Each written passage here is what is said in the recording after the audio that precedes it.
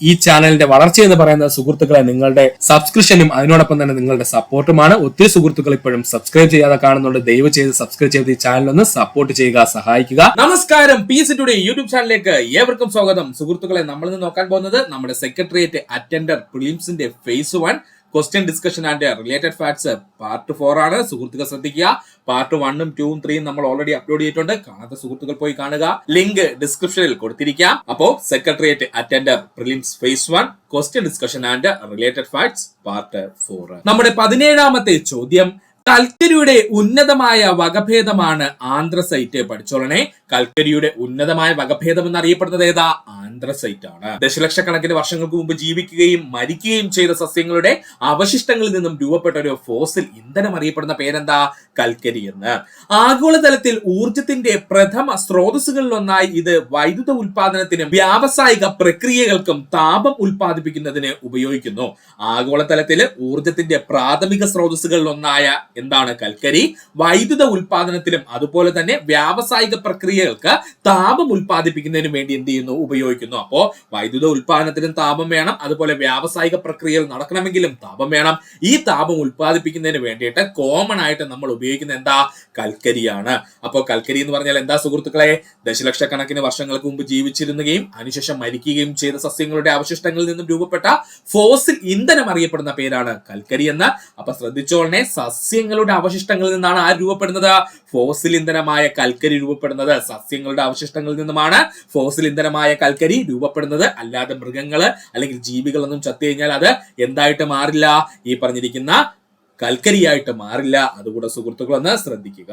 ആഗോളതലത്തിൽ ഊർജത്തിന്റെ പ്രാഥമിക സ്രോതസ്സുകളിലൊന്നായ ഇത്, അതായത് കൽക്കരി, വൈദ്യുത ഉൽപാദനത്തിനും വ്യാവസായിക പ്രക്രിയകൾക്കും താപം ഉൽപ്പാദിപ്പിക്കുന്നതിന് ഉപയോഗിക്കുന്നു. ഇതും കൂടെ ഒന്ന് ഓർത്തു വെക്കുക. ആദ്യമായി നമുക്ക് പഠിക്കുവാനുള്ള കൽക്കരിയുടെ വകഭേദമാണ് ആന്ത്രസൈറ്റ്. എന്താ പേരവന്റെ? ആന്ത്രസൈറ്റ്. ഉയർന്ന ഗുണമേന്മയുള്ള കൽക്കരി വിഭാഗമാണ് ആന്ത്രസൈറ്റ്. പഠിച്ചോളനെ, ഉയർന്ന ഗുണമേന്മയുള്ള കൽക്കരി വിഭാഗം എന്നറിയപ്പെടുന്നത് ഏതാ? അത് ആന്ത്രസൈറ്റ് ആണ്. ഏറ്റവും കൂടുതൽ കാർബൺ അടങ്ങിയിരിക്കുന്ന കൽക്കരി വിഭാഗം എന്ന് ചോദിച്ചാൽ അത് ആന്ത്രസൈറ്റ് ആണ്. ഏറ്റവും കൂടുതൽ കാർബൺ അടങ്ങിയിരിക്കുന്ന കൽക്കരി വിഭാഗം എന്ന് ചോദിച്ചാൽ അത് ആന്ത്രസൈറ്റ് ആണ്. അപ്പൊ ഇവിടെ നമുക്കൊരു പോയിന്റ് മനസ്സിലാക്കി വെക്കണം. എങ്ങനെയാണ് ഒരു കൽക്കരിയുടെ ഗുണനിലവാരം മനസ്സിലാക്കുന്നത് ചോദിച്ചാൽ അതിലടങ്ങിയിരിക്കുന്ന കാർബണിന്റെ അളവാണ് കേട്ടോ. അപ്പൊ ഏറ്റവും കൂടുതൽ കാർബൺ അടങ്ങിയിരിക്കുന്ന കൽക്കരി വിഭാഗം നല്ല ക്വാളിറ്റി ഉള്ളതായിരിക്കും, അല്ലെങ്കിൽ നല്ല ഗുണമേന്മയുള്ളതായിരിക്കും എന്ന് കരുതുക. അപ്പോൾ ഉയർന്ന ഗുണമേന്മയുള്ള കൽക്കരി വിഭാഗമാണ് ആന്ത്രസൈറ്റ് എന്ന് പറയുന്നത്. ഏറ്റവും കൂടുതൽ കാർബൺ അടങ്ങിയിരിക്കുന്ന കൽക്കരി വിഭാഗം എന്നറിയപ്പെടുന്നതും ആന്ത്രസൈറ്റ് ആണ്. ആന്ത്രസൈറ്റിൽ അടങ്ങിയിരിക്കുന്ന കാർബണിന്റെ അളവ് 85% മുതൽ 95% വരെ. ആന്ത്രസൈറ്റിൽ അടങ്ങിയിരിക്കുന്ന കാർബണിന്റെ അളവ് എത്രയാ? 85% മുതൽ 95% വരെയാണ്. കട്ടിയുള്ളതും തിളക്കമുള്ളതും ഉയർന്ന സാന്ദ്രതയും കുറഞ്ഞ ഈർപ്പമുള്ളതുമായ കൽക്കരി വിഭാഗം എന്നറിയപ്പെടുന്നത് ആന്ത്രസൈറ്റ് ആണ്. ഇങ്ങനെ തന്നെ അങ്ങ് പഠിച്ചോളനെ. കട്ടിയുള്ളതും തിളക്കമുള്ളതും ഉയർന്ന സാന്ദ്രതയും കുറഞ്ഞ ഈർപ്പവുമുള്ളതുമായ കൽക്കരി വിഭാഗം എന്നറിയപ്പെടുന്നത് ആരാ? ആന്ത്രസൈറ്റ് ആണ്. ഉയർന്ന താപനിലയിൽ നീലജ്വാലയോടുകൂടി ജ്വലിക്കുന്ന കൽക്കരി വിഭാഗം എന്നറിയപ്പെടുന്നത് ആന്ത്രസൈറ്റ് ആണ്. ഉയർന്ന താപനിലയിൽ നീലജ്വാലയോടുകൂടി ജ്വലിക്കുന്ന കൽക്കരി വിഭാഗം എന്നറിയപ്പെടുന്നത് ആന്ത്രസൈറ്റ് ആണ്. ഉയർന്ന താപനില ആവശ്യമുള്ള വ്യാവസായിക പ്രക്രിയകൾക്കും ആന്ത്രസൈറ്റ് എന്ത് ചെയ്യുന്നു? ഉപയോഗിക്കുന്നു. ഉയർന്ന താപനില ആവശ്യമുള്ള വ്യാവസായിക പ്രക്രിയകൾക്ക് എന്ത് ഉപയോഗിക്കുന്നു? ആന്ത്രസൈറ്റിനെ ഉപയോഗിക്കുന്നു. ജമ്മു കാശ്മീരിൽ ചെറിയ നിക്ഷേപമുള്ള ആന്ത്രസൈറ്റ് കൽക്കരി ശേഖരം ഇന്ത്യയിൽ പരിമിതമാണ്. അപ്പോൾ ഇന്ത്യയിൽ ഫസ്റ്റ് ക്വാളിറ്റി അല്ലെങ്കിൽ ഏറ്റവും ഗുണമേന്മയുള്ള കൽക്കരി ആയിട്ടുള്ള ആന്ത്രസൈറ്റ് ഉൽപ്പാദിപ്പിക്കുന്ന എവിടെയെന്ന് ചോദിച്ചാൽ നമ്മുടെ കേന്ദ്രഭരണ പ്രദേശമായിട്ടുള്ള ജമ്മു കാശ്മീരിൽ മാത്രമേ ഉള്ളൂ. അപ്പോൾ അതുകൂടെ സുഹൃത്തുക്കളൊന്ന് ഓർത്തു വെക്കുക. ഒന്നുകൂടി പറയാം സുഹൃത്തുക്കളെ, ശ്രദ്ധിക്കുക. നമ്മൾ ആന്ത്രസൈറ്റിനെ പറ്റിയാണ് പറഞ്ഞത്. എങ്ങനെയാണ് നമ്മുടെ കൽക്കരിയെ പല രീതിയിൽ വിഭാഗം ചെയ്യുന്നത് അല്ലെങ്കിൽ പല രീതിയിൽ വിഭജിച്ചിരിക്കുന്നത്? അതിലടങ്ങിയിരിക്കുന്ന കാർബണിന്റെ അളവിനനുസരിച്ചാണ്. ഉയർന്ന ഗുണമേന്മയുള്ള കൽക്കരി വിഭാഗം അറിയപ്പെടുന്ന പേരാണ് ആന്ത്രസൈറ്റ്. ഏറ്റവും കൂടുതൽ കാർബൺ അടങ്ങിയിരിക്കുന്ന കൽക്കരി വിഭാഗം എന്നറിയപ്പെടുന്നത് ആന്ത്രസൈറ്റ് ആണ്. ആന്ത്രസൈറ്റിൽ അടങ്ങിയിരിക്കുന്ന കാർബണിന്റെ അളവ് എത്രയാ? 85 മുതൽ 95% വരെ. കട്ടിയുള്ളതും തിളക്കമുള്ളതും ഉയർന്ന സാന്ദ്രതയുള്ളതും കുറഞ്ഞ ഈർപ്പമുള്ളതുമായ കൽക്കരി വിഭാഗം എന്നറിയപ്പെടുന്നത് ആരാ? അത് ആന്ത്രസൈറ്റ് ആണ്. ഉയർന്ന താപനിലയിൽ നീലജ്വാലയോടുകൂടി ജ്വലിക്കുന്ന കൽക്കരി വിഭാഗം എന്നറിയപ്പെടുന്നത് ആന്ത്രസൈറ്റ് ആണ്. ഉയർന്ന താപനില ആവശ്യമുള്ള വ്യാവസായിക പ്രക്രിയകൾക്കും ആന്ത്രസൈറ്റ് എന്ത് ചെയ്യുന്നു, ഉപയോഗിച്ചു വരുന്നു. ജമ്മു കാശ്മീരിൽ ചെറിയ നിക്ഷേപമുള്ള ആന്ത്രസൈറ്റ് കൽക്കരി ശേഖരം ഇന്ത്യയിലെ പരിമിതമാണ്. അതുകൊണ്ടൊന്ന് ഓർക്കുക. അടുത്തതായി നമുക്ക് പഠിക്കേണ്ട കൽക്കരി വകഭേദമാണ് ബിറ്റുമിനസ് കൽക്കരി. എന്താണ് ബിറ്റുമിനസ് കൽക്കരി? ലോകത്തിൽ ഏറ്റവും സമൃദ്ധമായി കൽക്കരി വിഭാഗം എന്നറിയപ്പെടുന്നത് ബിറ്റുമിനസ് കൽക്കരിയാണ്. ലോകത്തിൽ ഏറ്റവും സമൃദ്ധമായി കാണപ്പെടുന്ന കൽക്കരി വിഭാഗം എന്നറിയപ്പെടുന്നത് ബിറ്റുമിനസ് കൽക്കരിയാണ്. ഉയർന്ന ഗുണമേന്മയുള്ള രണ്ടാം തരം കൽക്കരി വിഭാഗമാണ് ബിറ്റുമിനസ് കൽക്കരി വിഭാഗം. ഉയർന്ന ഗുണമേന്മയുള്ള രണ്ടാം തരം കൽക്കരി വിഭാഗമാണ് ആരെന്ന് പറയുന്നത്, ബിറ്റുമിനസ് കൽക്കരി വിഭാഗം എന്ന് പറയുന്നത്. ആന്ത്രസൈറ്റിനേക്കാൾ മൃദുവായതും കറുപ്പ് അല്ലെങ്കിൽ കടും തവിട്ട് നിറത്തിലുമാണ് ബിറ്റുമിനസ് കൽക്കരി കാണപ്പെടുന്നത്. ആന്ത്രസൈറ്റിനേക്കാള് മൃദുവായതും കറുപ്പ് അല്ലെങ്കിൽ കടും തവിട്ട് നിറത്തിലുമാണ് ബിറ്റുമിനസ് കൽക്കരി കാണപ്പെടുന്നത്. ബിറ്റുമിനസ് കൽക്കരിയിലെ കാർബന്റെ അളവ് 76% മുതൽ 86% വരെ. പഠിച്ചോളനെ, ബിറ്റുമിനസ് കൽക്കരിയിലെ കാർബന്റെ അളവ് എത്രയാ? 76% മുതൽ 86% വരെ. മിതമായ ഊർജ്ജ മൂല്യം വൈദ്യുതി ഉൽപാദനത്തിനും വ്യാവസായിക ആവശ്യങ്ങൾക്കും സാധാരണയായിട്ട് ഉപയോഗിക്കുന്നു. മിതമായ ഊർജ്ജ മൂല്യം ഉള്ളത് കൊണ്ട് തന്നെ വൈദ്യുതി ഉൽപാദനത്തിനും വ്യാവസായിക ആവശ്യങ്ങൾക്കും സാധാരണയായി ധാരാളം ഉപയോഗിക്കുന്നത് ആരെന്ന് ചോദിച്ചാൽ ബിറ്റുമിനസ് കൽക്കരിയാണ്. എന്തുകൊണ്ടാണ് അവനെ ധാരാളം ഉപയോഗിക്കുന്നത്? ലോകത്തെ എല്ലായിടത്തും സമൃദ്ധമായിട്ട് കാണപ്പെടുന്ന കൽക്കരി ചോദിച്ചാൽ അത് ബിറ്റുമിനസ് കൽക്കരിയാണ്. അതുകൊണ്ട് തന്നെ നമുക്ക് എന്താണ്, മിതമായ ഊർജ്ജ മൂല്യം ഉള്ളത് കൊണ്ട് തന്നെ വൈദ്യുത ഉൽപാദനത്തിനും വ്യാവസായിക ആവശ്യത്തിനും നമുക്ക് ആരെ ഉപയോഗിക്കാം? ബിറ്റുമിനസ് കൽക്കരിയെ ഉപയോഗിക്കാം. ഒന്നുകൂടി പറയാം സുഹൃത്തുക്കളെ, ശ്രദ്ധിക്കുക. ബിറ്റുമിനസ് കൽക്കരിയെ പറ്റിയാണ് നമ്മൾ പറഞ്ഞുകൊണ്ടിരുന്നത്. ലോകത്തിലെ ഏറ്റവും സമൃദ്ധമായ കൽക്കരി വിഭാഗം എന്നറിയപ്പെടുന്നത് ബിറ്റുമിനസ് കൽക്കരിയാണ്. ഉയർന്ന ഗുണമേന്മയുള്ള രണ്ടാം തര കൽക്കരി വിഭാഗമാണ് ബിറ്റുമിനസ് കൽക്കരി. ആന്ത്രസൈറ്റിനേക്കാൾ മൃദുവായതും കറുപ്പ് അല്ലെങ്കിൽ തവിട്ട് നിറമുള്ള ബിറ്റുമിനസ് കൽക്കരിയിലെ കാർബന്റെ അളവ് 76% മുതൽ 86% വരെയാണ്. മിതമായ ഊർജ്ജ മൂല്യം വൈദ്യുതി ഉൽപാദനത്തിനും വ്യാവസായിക ആവശ്യങ്ങൾക്കും സാധാരണയായിട്ട് ബിറ്റുമിനസ് കൽക്കരി ഉപയോഗിച്ചു വരുന്നു. അതുകൂടെ സുഹൃത്തുക്കളൊന്ന് ഓർക്കുക. അടുത്തതായി നമുക്ക് പഠിക്കേണ്ട കൽക്കരി വിഭാഗമാണ് സബ് ബിറ്റുമിനസ് കൽക്കരി. എന്താണ് സബ് ബിറ്റുമിനസ് കൽക്കരി? തെറ്റിപ്പോവരുത്. സബ് ബിറ്റുമിനസ് കൽക്കരി. ബിറ്റുമിനസ് കൽക്കരിയെ അപേക്ഷിച്ച് കാർബന്റെ അളവ് കുറവാണ് സബ് ബിറ്റുമിനസ് കൽക്കരിക്ക്. എന്നാൽ മറ്റു കൽക്കരിയെ അപേക്ഷിച്ച് കൂടുതലുമാണ് കേട്ടോ. സബ് ബിറ്റുമിനസ് കൽക്കരി എന്ന് പറഞ്ഞു കഴിഞ്ഞാൽ ബിറ്റുമിനസ് കൽക്കരിയെ അപേക്ഷിച്ച് കാർബന്റെ അളവ് കുറവായിട്ടുള്ള കൽക്കരി അറിയപ്പെടുന്ന പേരാണ് സബ് ബിറ്റുമിനസ് കൽക്കരി എന്ന്. തവിട്ട് നിറം മുതൽ കറുപ്പ് നിറത്തിൽ വരെ കാണപ്പെടുന്നവയാണ് സബ് ബിറ്റുമിനസ് കൽക്കരി. തവിട്ട് നിറം മുതൽ കറുപ്പ് നിറം വരെ കാണപ്പെടുന്ന കൽക്കരി വിഭാഗമാണ് സബ് ബിറ്റുമിനസ് കൽക്കരി എന്ന് പറഞ്ഞു കഴിഞ്ഞാല് ബിറ്റുമിനസ് കൽക്കരിയേക്കാൾ ഉയർന്ന ഈർപ്പമുള്ളതാണ് സബ് ബിറ്റുമിനസ് കൽക്കരി. ബിറ്റുമിനസ് കൽക്കരിയേക്കാൾ ഉയർന്ന ഈർപ്പമുള്ളതാണ് സബ് ബിറ്റുമിനസ് കൽക്കരി എന്ന് പറയുന്നത്. കൽക്കരി വിഭാഗങ്ങളിൽ 30% സബ് ബിറ്റുമിനസ് കൽക്കരികളാണ്. പഠിച്ചോളനെ, കൽക്കരി വിഭാഗങ്ങളിൽ 30% ആരാ? സബ് ബിറ്റുമിനസ് കൽക്കരികളാണ്. വൈദ്യുത ഉൽപാദനത്തിന് കൂടുതലായി ഉപയോഗിക്കുന്ന കൽക്കരി വിഭാഗമാണ് സബ് ബിറ്റുമിനസ് കൽക്കരി എന്ന് പറയുന്നത്. വൈദ്യുത ഉൽപാദനത്തിന് കൂടുതലായി ഉപയോഗിക്കുന്ന കൽക്കരി വിഭാഗം ഏതാ? സബ് ബിറ്റുമിനസ് കൽക്കരിയാണ്. ഒന്നുകൂടി പറയാം സുഹൃത്തുക്കളെ, ശ്രദ്ധിക്കുക. സബ് ബിറ്റുമിനസ് കൽക്കരി വിഭാഗത്തെ പറ്റിയാണ് നമ്മൾ പറഞ്ഞുകൊണ്ടിരുന്നത്. ബിറ്റുമിനസ് കൽക്കരിയെ അപേക്ഷിച്ച് കാർബന്റെ അളവ് കുറവാണ് സബ് ബിറ്റുമിനസ് കൽക്കരിക്ക്. തവിട്ട് നിറം മുതൽ കറുപ്പ് നിറത്തിൽ വരെ കാണപ്പെടുന്നവയാണ് സബ് ബിറ്റുമിനസ് കൽക്കരി. ബിറ്റുമിനസ് കൽക്കരിയേക്കാൾ ഉയർന്ന ഈർപ്പമുള്ളതാണ് സബ് ബിറ്റുമിനസ് കൽക്കരി എന്ന് പറയുന്നത്. കൽക്കരി വിഭാഗങ്ങളിൽ 30% സബ് ബിറ്റുമിനസ് കൽക്കരി വിഭാഗങ്ങളാണ്. വൈദ്യുത ഉൽപാദനത്തിൽ കൂടുതലായി ഉപയോഗിക്കുന്ന കൽക്കരി വിഭാഗം എന്നറിയപ്പെടുന്നത് സബ് ബിറ്റുമിനസ് കൽക്കരി വിഭാഗമാണ്. പഠിക്കുക. അടുത്തതായി നമുക്ക് പഠിക്കേണ്ട കൽക്കരി വിഭാഗമാണ് ലിഗ്നൈറ്റ് കൽക്കരി. എന്താണ് ലിഗ്നൈറ്റ് കൽക്കരി?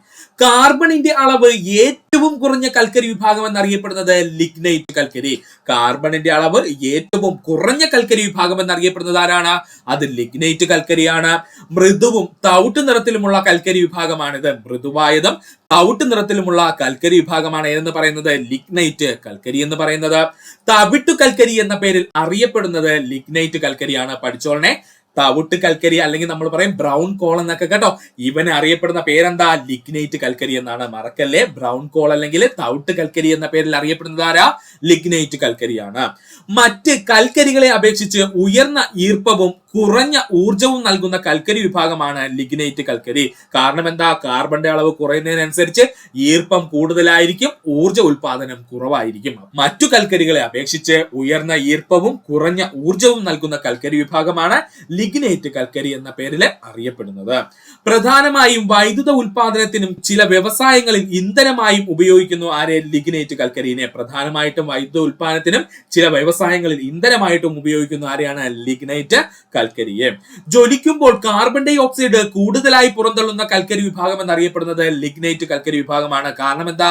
കാർബന്റെ അളവ് കുറവായത് കൊണ്ട് തന്നെ ബേണിംഗ് അല്ലെങ്കിൽ കത്തുന്നത് എന്താണ്? വളരെ കുറവായിരിക്കും. അതുകൊണ്ട് എന്താണ്? കാർബൺ ഡൈ ഓക്സൈഡിന്റെ അളവ് അവിടെ കൂടുകയും ചെയ്യും. അപ്പോ ജ്വലിക്കുമ്പോൾ കാർബൺ ഡൈ ഓക്സൈഡ് കൂടുതലായി പുറന്തള്ളുന്ന കൽക്കരി വിഭാഗം എന്നറിയപ്പെടുന്നത് ലിഗ്നൈറ്റ് കൽക്കരികളാണ്. ലിഗ്നൈറ്റ് കൽക്കരിയിൽ അടങ്ങിയിരിക്കുന്ന കാർബന്റെ അളവ് 65% മുതൽ 70% വരെയാണ്. ലിഗ്നൈറ്റ് കൽക്കരിയിൽ അടങ്ങിയിരിക്കുന്ന കാർബന്റെ അളവ് എത്രയാ സുഹൃത്തുക്കളെ? 65% മുതൽ 70% വരെയാണ്. ഒന്നുകൂടി പറയാം സുഹൃത്തുക്കളെ, ശ്രദ്ധിക്കുക. കാർബന്റെ അളവ് ഏറ്റവും കുറഞ്ഞ കൽക്കരി വിഭാഗം ലിഗ്നൈറ്റ് കൽക്കരി. മൃദുവും തവിട്ട് നിറത്തിലുമുള്ള കൽക്കരി വിഭാഗം എന്നറിയപ്പെടുന്നത് ആരാണ്? അത് ലിഗ്നൈറ്റ് കൽക്കരിയാണ്. തവിട്ട് കൽക്കരി അല്ലെങ്കിൽ നമ്മൾ പറയുന്നു ബ്രൗൺ കോൾ എന്ന പേരിൽ അറിയപ്പെടുന്നത് ആരാ? അത് ലിഗ്നൈറ്റ് കൽക്കരിയാണ്.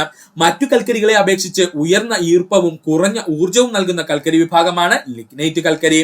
പ്രധാനമായും വൈദ്യുതി ഉൽപാദനത്തിനും ചില വ്യവസായങ്ങൾക്ക് ഇന്ധനമായും ഉപയോഗിക്കുന്നു ആരെ? ലിഗ്നൈറ്റ് കൽക്കരിയെ.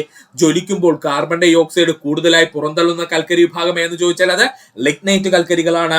ലിഗ്നൈറ്റ് കൽക്കരിയിൽ അടങ്ങിയിരിക്കുന്ന കാർബണിന്റെ അളവ് 65% മുതൽ 70% വരെ പഠിക്കുക. ഇനി നമുക്ക് പഠിക്കുവാനുള്ളതാണ് പീറ്റ് കൽക്കരി. അധികം അങ്ങനെ PSC ചോദിച്ചു കണ്ടിട്ടില്ല, എന്നാലും നമുക്ക് പഠിക്കേണ്ടതുണ്ട്. പീറ്റ് കൽക്കരി.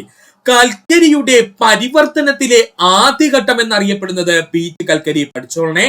കൽക്കരിയുടെ പരിവർത്തനത്തിലെ ആദ്യഘട്ടം എന്ന പേരിൽ അറിയപ്പെടുന്നത് പീറ്റ് കൽക്കരി. പീറ്റ് കൽക്കരിയിൽ അടങ്ങിയിരിക്കുന്ന കാർബന്റെ അളവ് 40% മുതൽ 50% വരെ. പീറ്റ് കൽക്കരിയിൽ അടങ്ങിയിരിക്കുന്ന കാർബന്റെ അളവ് എന്ന് പറയുന്നത് 40% മുതൽ 50% വരെയാണ്. ഏറ്റവും കൂടുതൽ മാലിന്യം അടങ്ങിയിരിക്കുന്ന കൽക്കരി വിഭാഗം പീറ്റ് കൽക്കരിയാണ്. പഠിച്ചോളനെ. ഏറ്റവും കൂടുതൽ മാലിന്യം അടങ്ങിയിരിക്കുന്ന കൽക്കരി വിഭാഗം എന്നറിയപ്പെടുന്നത് പീറ്റ് കൽക്കരിയാണ്. ജ്വലിക്കുമ്പോൾ പുക കൂടുതലുള്ളതും ഈർപ്പം കൂടുതലുള്ളതുമായ കൽക്കരി വിഭാഗം പീറ്റ് കൽക്കരിയാണ്. ജ്വലിക്കുമ്പോൾ പുക കൂടുതലുള്ളതും ഈർപ്പം കൂടുതലുള്ളതുമായ കൽക്കരി വിഭാഗം എന്ന് ചോദിച്ചാൽ അത് പീറ്റ് കൽക്കരിയാണ്. മലിനീകരണം കൂടുതൽ ഉണ്ടാക്കുന്നത് കൊണ്ട് തന്നെ വ്യാവസായിക ആവശ്യങ്ങൾക്ക് പീറ്റ് കൽക്കരി ഉപയോഗിക്കാറില്ല. മലിനീകരണം കൂടുതൽ ഉണ്ടാക്കുന്നത് കൊണ്ട് തന്നെ വ്യാവസായിക ആവശ്യങ്ങൾക്ക് പീറ്റ് കൽക്കരി ഉപയോഗിക്കാറില്ല. ഒന്നുകൂടി പറയാം സുഹൃത്തുക്കളെ, ശ്രദ്ധിക്കുക. പീറ്റ് കൽക്കരിയെ പറ്റിയാണ് നമ്മൾ പറഞ്ഞുകൊണ്ടിരുന്നത്. കൽക്കരിയുടെ പരിവർത്തന ഘട്ടത്തിലെ ആദ്യ ഘട്ടം എന്നറിയപ്പെടുന്നത് പീറ്റ് കൽക്കരിയാണ്. പീറ്റ് കൽക്കരിയിൽ അടങ്ങിയിരിക്കുന്ന കാർബന്റെ അളവ് 40% മുതൽ 50% വരെ. ഏറ്റവും കൂടുതൽ മാലിന്യം അടങ്ങിയിരിക്കുന്ന കൽക്കരി വിഭാഗം എന്നറിയപ്പെടുന്നത് പീറ്റ് കൽക്കരിയാണ്. ജ്വലിക്കുമ്പോൾ പുക കൂടുതലായും ഈർപ്പം കൂടുതലുമുള്ള കൽക്കരി വിഭാഗം ചോദിച്ചാൽ അത് പീറ്റ് കൽക്കരിയാണ്. മലിനീകരണം കൂടുതൽ ഉണ്ടാകുന്നത് കൊണ്ട് തന്നെ വ്യാവസായിക ആവശ്യങ്ങൾക്ക് പീറ്റ് കൽക്കരി ഉപയോഗിക്കാറില്ല. പഠിക്കുക. 18ാമത്തെ ചോദ്യം.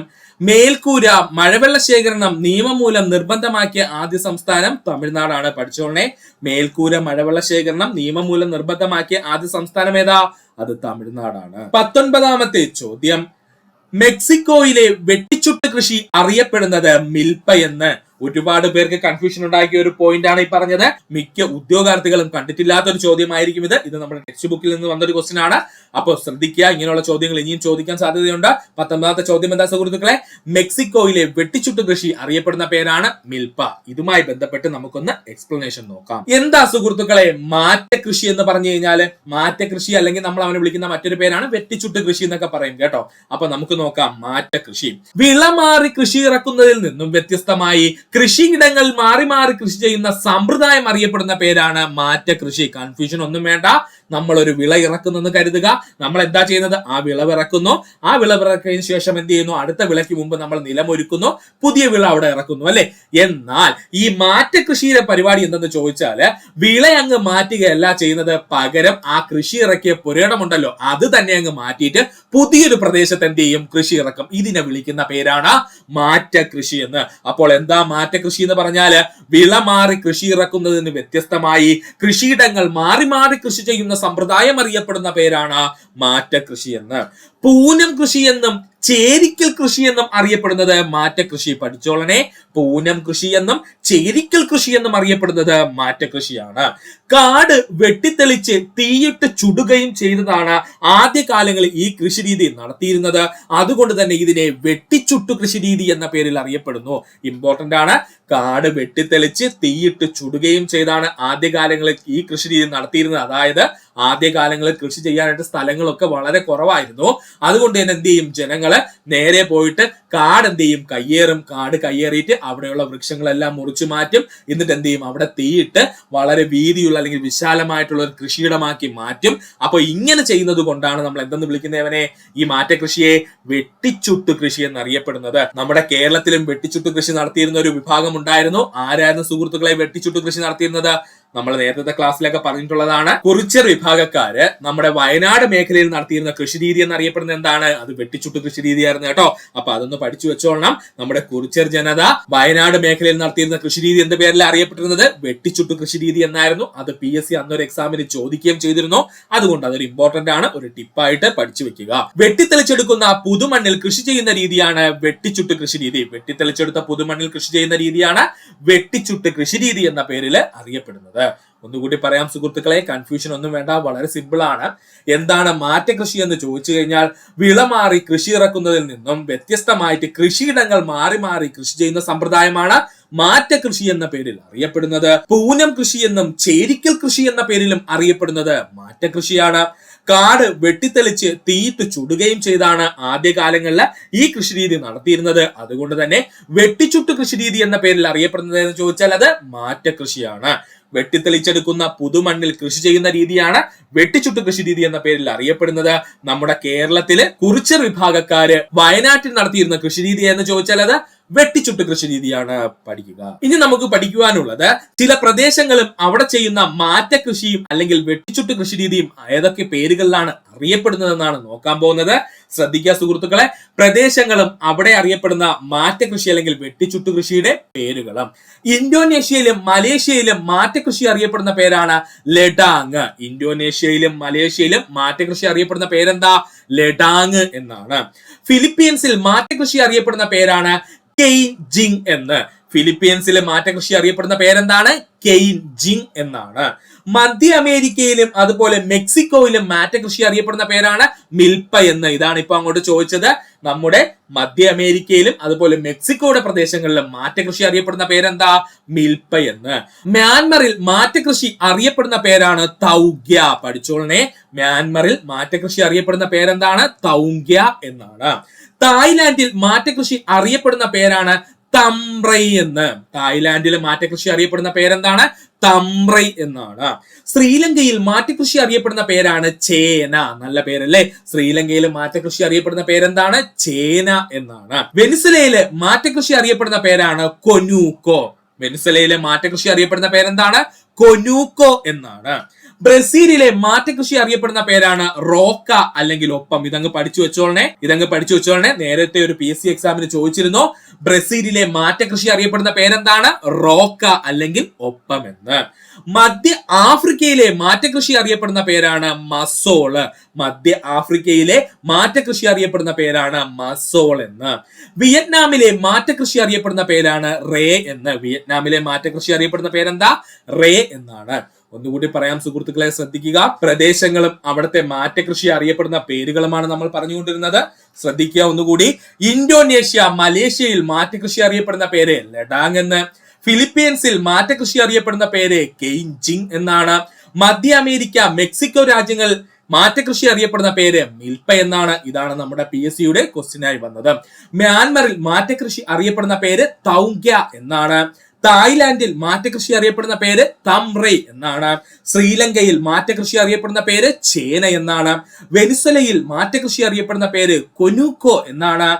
ബ്രസീലിൽ മാറ്റകൃഷി അറിയപ്പെടുന്ന പേര് റോക്ക അല്ലെങ്കിൽ ഒപ്പം എന്നാണ്. അതുപോലെ മധ്യ ആഫ്രിക്കയിൽ മാറ്റകൃഷി അറിയപ്പെടുന്ന പേര് മസോൾ എന്നാണ്. വിയറ്റ്നാമിൽ മാറ്റകൃഷി അറിയപ്പെടുന്ന പേരെന്താ? റേ എന്നാണ്. പഠിക്കുക. 20ാമത്തെ ചോദ്യം, ചിപ്കോ പ്രസ്ഥാനം എന്തുമായി ചേർത്ത് വായിക്കാമെന്ന് ചോദിച്ചാൽ ഓപ്ഷൻ ഡി ആണ് ശരി. ഹിമാലയ പർവ്വത പ്രദേശങ്ങളിലെ സ്തൂപിക വനസമ്പത്ത് നശീകരണം തടയുന്നതിന് വേണ്ടിയിട്ടാണ് പ്രധാനമായിട്ടും ചിപ്കോ പ്രസ്ഥാനം ഉണ്ടായത്. അതിനെക്കുറിച്ച് നമുക്ക് പഠിക്കാം. അപ്പൊ ഇത്രയും ഓർക്കുക. ചിപ്കോ പ്രസ്ഥാനം എന്തുമായി ചേർത്ത് വായിക്കാമെന്ന് ചോദിച്ചാൽ ഹിമാലയൻ പർവ്വത പ്രദേശങ്ങളിലെ സ്തൂപിക വനസമ്പത്ത് നശീകരണം തടയുന്നതിന്. ചിപ്കോ പ്രസ്ഥാനം. ചിപ്കോ ആന്തോളൻ എന്ന പേരിൽ അറിയപ്പെടുന്നത് ചിപ്കോ പ്രസ്ഥാനമാണ്. ചിപ്കോ ആന്തോളൻ എന്ന പേരിൽ അറിയപ്പെടുന്ന പ്രസ്ഥാനം ഏതാണ്? അതാണ് ചിപ്കോ പ്രസ്ഥാനം. ചിപ്കോ പ്രസ്ഥാനം ആരംഭിച്ച സംസ്ഥാനം ശ്രദ്ധിച്ചോളണം, ഉത്തർപ്രദേശ് സംസ്ഥാനത്തിന്റെ ഭാഗമായുള്ള ഗർവാൾ മേഖലയിലെ ചമോലി ജില്ലയിലെ റെനി ഗ്രാമത്തിലാണ്. സുഹൃത്തുക്കൾക്ക് ഇപ്പൊ കൺഫ്യൂഷൻ വരും, അത് അടുത്ത പോയിന്റ് പറയുമ്പോൾ മാറും, ശ്രദ്ധിക്കുക. ചിപ്കോ പ്രസ്ഥാനം ആരംഭിച്ച സംസ്ഥാനം ചോദിച്ചു കഴിഞ്ഞാൽ അത് ഉത്തർപ്രദേശ് സംസ്ഥാനത്തിന്റെ ഭാഗമായുള്ള ഗർവാൾ മേഖലയിലെ ചമോലി ജില്ലയിലെ റെനി ഗ്രാമത്തിലാണ് ആരംഭിക്കുന്നത്. എന്നാൽ ഇപ്പോൾ ചിപ്കോ പ്രസ്ഥാനം എവിടെയെന്ന് ചോദിച്ചാൽ അത് ഉത്തരാഖണ്ഡ് സംസ്ഥാനത്തിലാണ്. കാരണം എന്തെന്ന് ചോദിച്ചാൽ ഉത്തരാഖണ്ഡ് സംസ്ഥാനം 2000-ലാണ് നിലവിൽ വന്നത്. ആ സമയത്ത് എന്ത് ചെയ്തു? ഈ ചമോലി ജില്ലയും അതുപോലെ ഈ റെനി ഗ്രാമവും ഒക്കെ ആരെ കൂടെ അങ്ങ് പോയി? ഉത്തരാഖണ്ഡ് സംസ്ഥാനത്തിന്റെ കൂടെ ഭാഗമായി. അതുകൊണ്ട് നമ്മൾ ഇപ്പോൾ പഠിക്കുന്നു ചിപ്കോ പ്രസ്ഥാനത്തിന്റെ ആസ്ഥാനം എവിടെയാണ്? ഉത്തരാഖണ്ഡ് സംസ്ഥാനത്തിലെന്ന്. അപ്പോ PSC ട്രിക്ക് ചെയ്ത് ചോദിക്കും, ചിപ്കോ പ്രസ്ഥാനം ആരംഭിച്ച ഇന്ത്യൻ സംസ്ഥാനം ഏതെന്ന് ചോദിച്ചു കഴിഞ്ഞാൽ അത് ഓപ്ഷനകത്ത് ഉത്തരാഖണ്ഡ് ഇല്ല, ഉത്തർപ്രദേശ് ഉണ്ടെന്നുണ്ടെങ്കിൽ ഉറപ്പായിട്ടും ഉത്തർപ്രദേശിന് ഉത്തരം നൽകുക. ഇല്ല, രണ്ടും ഓപ്ഷനകത്ത് ഉണ്ടെന്നുണ്ടെങ്കിൽ ഉത്തരാഖണ്ഡിനും ഉത്തരം കൊടുക്കാം. തെറ്റിപ്പോവരുത്, ഇമ്പോർട്ടന്റ് ആണ്. ചിപ്കോ പ്രസ്ഥാനം രൂപീകൃതമായ വർഷം 1973. ചിപ്കോ പ്രസ്ഥാനം രൂപീകൃതമായ വർഷം എത്രയാ? 1973 ചിപ്കോ എന്ന വാക്കിന്റെ അർത്ഥം ആലിംഗനം എന്നാണ്. പഠിച്ചോളനെ, ചിപ്കോ എന്ന വാക്കിന്റെ അർത്ഥം എന്താ? ആലിംഗനം എന്നാണ്. ഒന്നുകൂടി പറയാം സുഹൃത്തുക്കളെ, ശ്രദ്ധിക്കുക. ചിപ്കോ ആന്തോളൻ എന്ന പേരിൽ അറിയപ്പെടുന്ന പ്രസ്ഥാനം ചിപ്കോ പ്രസ്ഥാനമാണ്. ചിപ്കോ പ്രസ്ഥാനം ആരംഭിച്ച സംസ്ഥാനം ഉത്തർപ്രദേശ് സംസ്ഥാനത്തിന്റെ ഭാഗമായുള്ള ഗൽവാർ മേഖലയിലെ ചമോലി ജില്ലയിലെ റെനി ഗ്രാമത്തിലാണ്. അതുപോലെ തന്നെ ചിപ്കോ പ്രസ്ഥാനം സ്ഥിതി ചെയ്യുന്ന സംസ്ഥാനം ചോദിച്ചു കഴിഞ്ഞാൽ ഇപ്പോൾ എവിടെയാണ്? ഉത്തരാഖണ്ഡ് സംസ്ഥാനത്തിന്റെ ഭാഗമായാണ്. ചിപ്കോ പ്രസ്ഥാനം രൂപീകൃതമായ വർഷം 1973. ചിപ്കോ എന്ന വാക്കിന്റെ അർത്ഥം ആലിംഗനം എന്നാണ്. പഠിക്കുക. ചിപ്കോ പ്രസ്ഥാനത്തിന്റെ നേതാവ് എന്നറിയപ്പെടുന്നത് സുന്ദർലാൽ ബഹുഗുണയാണ്. ഒപ്പം രണ്ടു പേരെയും കൂടെ പഠിക്കാനുണ്ട്, അതാണ് ചണ്ഡി പ്രസാദ് ഭട്ടും അതുപോലെ ഗൗര ദേവിയും. ഇമ്പോർട്ടന്റ് ആണ്, പഠിച്ചോളനെ. ചിപ്കോ പ്രസ്ഥാനത്തിന്റെ നേതാവ് എന്ന് നമ്മൾ സ്ഥിരം വിളിക്കുന്ന ആരെയാണ്? സുന്ദർലാൽ ബഹുഗുണയാണ്. അതിനോടൊപ്പം പഠിക്കേണ്ട രണ്ട് വ്യക്തിത്വങ്ങളുണ്ട്. ഒരാൾ ആരാണ്? ചണ്ഡി പ്രസാദ് ഭട്ടും, മറ്റൊരാൾ ആരാണ്? ഗൗര ദേവിയും. ആരാണ്? ഗൗര ദേവിയും. പരിസ്ഥിതിയാണ് സ്ഥിരമായ സമ്പദ് വ്യവസ്ഥ എന്ന് ആഹ്വാനം ചെയ്ത വ്യക്തി ആരാണ്? സുന്ദർലാൽ ബഹുഗുണയാണ്. പരിസ്ഥിതിയാണ് സ്ഥിരമായ സമ്പദ് വ്യവസ്ഥ എന്ന് ആഹ്വാനം ചെയ്ത വ്യക്തി ആരാണ്? അത് സുന്ദർലാൽ ബഹുഗുണയാണ്. 2023 50-ാം വാർഷികം ആചരിച്ച ഇന്ത്യയിലെ പരിസ്ഥിതി സംഘടന എന്നറിയപ്പെടുന്നത് ചിപ്കോ പ്രസ്ഥാനമാണ്. പഠിച്ചോളനെ, 2023 50-ാം വാർഷികം ആചരിച്ച ഇന്ത്യയിലെ പരിസ്ഥിതി സംഘടന എന്നറിയപ്പെടുന്നത് ചിപ്കോ പ്രസ്ഥാനമാണ്. ചിപ്കോ പ്രസ്ഥാനത്തിന്റെ പ്രധാന ലക്ഷ്യങ്ങൾ എന്തായിരുന്നു? വനസംരക്ഷണം തന്നെയായിരുന്നു. അതായത് തെഹരി അണക്കെട്ട് പദ്ധതി ഉൾപ്പെട്ട കരാറുകാര് ഹിമാലയൻ മേഖലയിലെ മരങ്ങൾ വെട്ടിമാറ്റുന്നതിൽ നിന്നും സംരക്ഷിക്കുന്നതിന് വേണ്ടിയിട്ടാണ് ചിപ്കോ പ്രസ്ഥാനം രൂപീകരിച്ചത്. ഇപ്പൊ മനസ്സിലായോ എന്തുകൊണ്ടാണ് ആ ഹിമാലയത്തിലെ സ്തൂപിക വനങ്ങൾ PSC ചോദിച്ചതെന്ന്? സെറ്റാണ്. ചിപ്കോ പ്രസ്ഥാനത്തിന്റെ ലക്ഷ്യം എന്തായിരുന്നു? വനസംരക്ഷണമായിരുന്നു. അതിൽ തന്നെ അവർ പ്രധാനമായിട്ടും കോൺസെൻട്രേറ്റ് ചെയ്ത് എവിടെയാ? തെഹരി അണക്കെട്ട് പദ്ധതിയിൽ ഉൾപ്പെട്ട കരാറുകാര് കരാറിൽ കൂടുതലുള്ള പ്രദേശം എന്ത് ചെയ്തു? ഹിമാലയൻ മേഖലയിൽ കയറിയിട്ട് മരങ്ങൾ വെട്ടിമാറ്റുന്നതിൽ നിന്നും സംരക്ഷണം ആര് നൽകി? നമ്മുടെ ചിപ്കോ പ്രസ്ഥാനം നൽകി. ഇതാണ് ചിപ്കോ പ്രസ്ഥാനവും നമ്മുടെ ഹിമാലയൻ മേഖലയിലെ സ്തൂപിക വനങ്ങളുമായിട്ടുള്ള ബന്ധമെന്ന് പറയുന്നത്. അതുകൂടെ ഒന്ന് സുഹൃത്തുക്കളെ പഠിച്ചു വെക്കുക. അപ്പൊ ഒന്നുകൂടി നോക്കാം സുഹൃത്തുക്കളെ, ശ്രദ്ധിക്കുക. ചിപ്കോ പ്രസ്ഥാനത്തിന്റെ നേതാവ് എന്നറിയപ്പെടുന്നത് സുന്ദർലാൽ ബഹുഗുണയാണ്. നമുക്ക് എല്ലാവർക്കും അറിയാം. അതിനോടൊപ്പം രണ്ട് പ്രധാനപ്പെട്ട വ്യക്തിത്വങ്ങൾ കൂടിയുണ്ട്, അവരെയും കൂടെ നമ്മൾ പഠിക്കേണ്ടതുണ്ട്. ചണ്ഡി പ്രസാദ് ഭട്ടും അതുപോലെ തന്നെ ഗൗര ദേവിയും. ആരാണ്? ഗൗര ദേവിയും. പരിസ്ഥിതിയാണ് സ്ഥിരമായ സമ്പദ് വ്യവസ്ഥ എന്ന് ആഹ്വാനം ചെയ്ത വ്യക്തി സുന്ദർലാൽ ബഹുഗുണയാണ്. 2023 50-ാം വാർഷികം ആചരിച്ച ഇന്ത്യയിലെ പരിസ്ഥിതി സംഘടന എന്നറിയപ്പെടുന്നത് ചിപ്കോ പ്രസ്ഥാനമാണ്. ചിപ്കോ പ്രസ്ഥാനത്തിന്റെ പ്രധാന ലക്ഷ്യങ്ങൾ ചോദിച്ചാൽ വനസംരക്ഷണം തന്നെയാണ്. അതായത് തെഹരി അണക്കെട്ട് പദ്ധതിയിൽ ഉൾപ്പെട്ട കരാറുകാര് ഹിമാലയൻ മേഖലയിലെ മരങ്ങൾ വെട്ടിമാറ്റുന്നതിൽ നിന്നും സംരക്ഷണം നൽകിയതാരെന്ന് ചോദിച്ചാൽ അത് ചിപ്കോ പ്രസ്ഥാനമാണ്.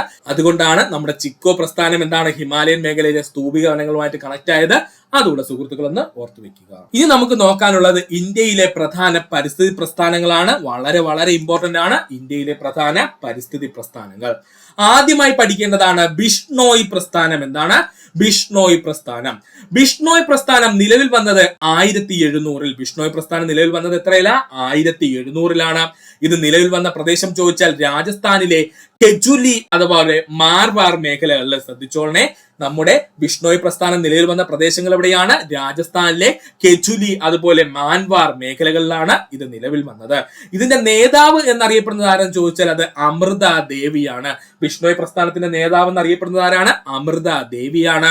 അതുപോലെ ബിഷ്ണോയ് പ്രസ്ഥാനത്തിന്റെ പ്രധാന ലക്ഷ്യം എന്തെന്ന് ചോദിച്ചാൽ മരം വെട്ടുന്നത് തടയാൻ മരങ്ങളെ കെട്ടിപ്പിടിക്കുന്നു. ഇതിൽ നിന്നാണ് സത്യം പറഞ്ഞാൽ ചിപ്കോ പ്രസ്ഥാനം രൂപീകരിക്കപ്പെട്ടത്.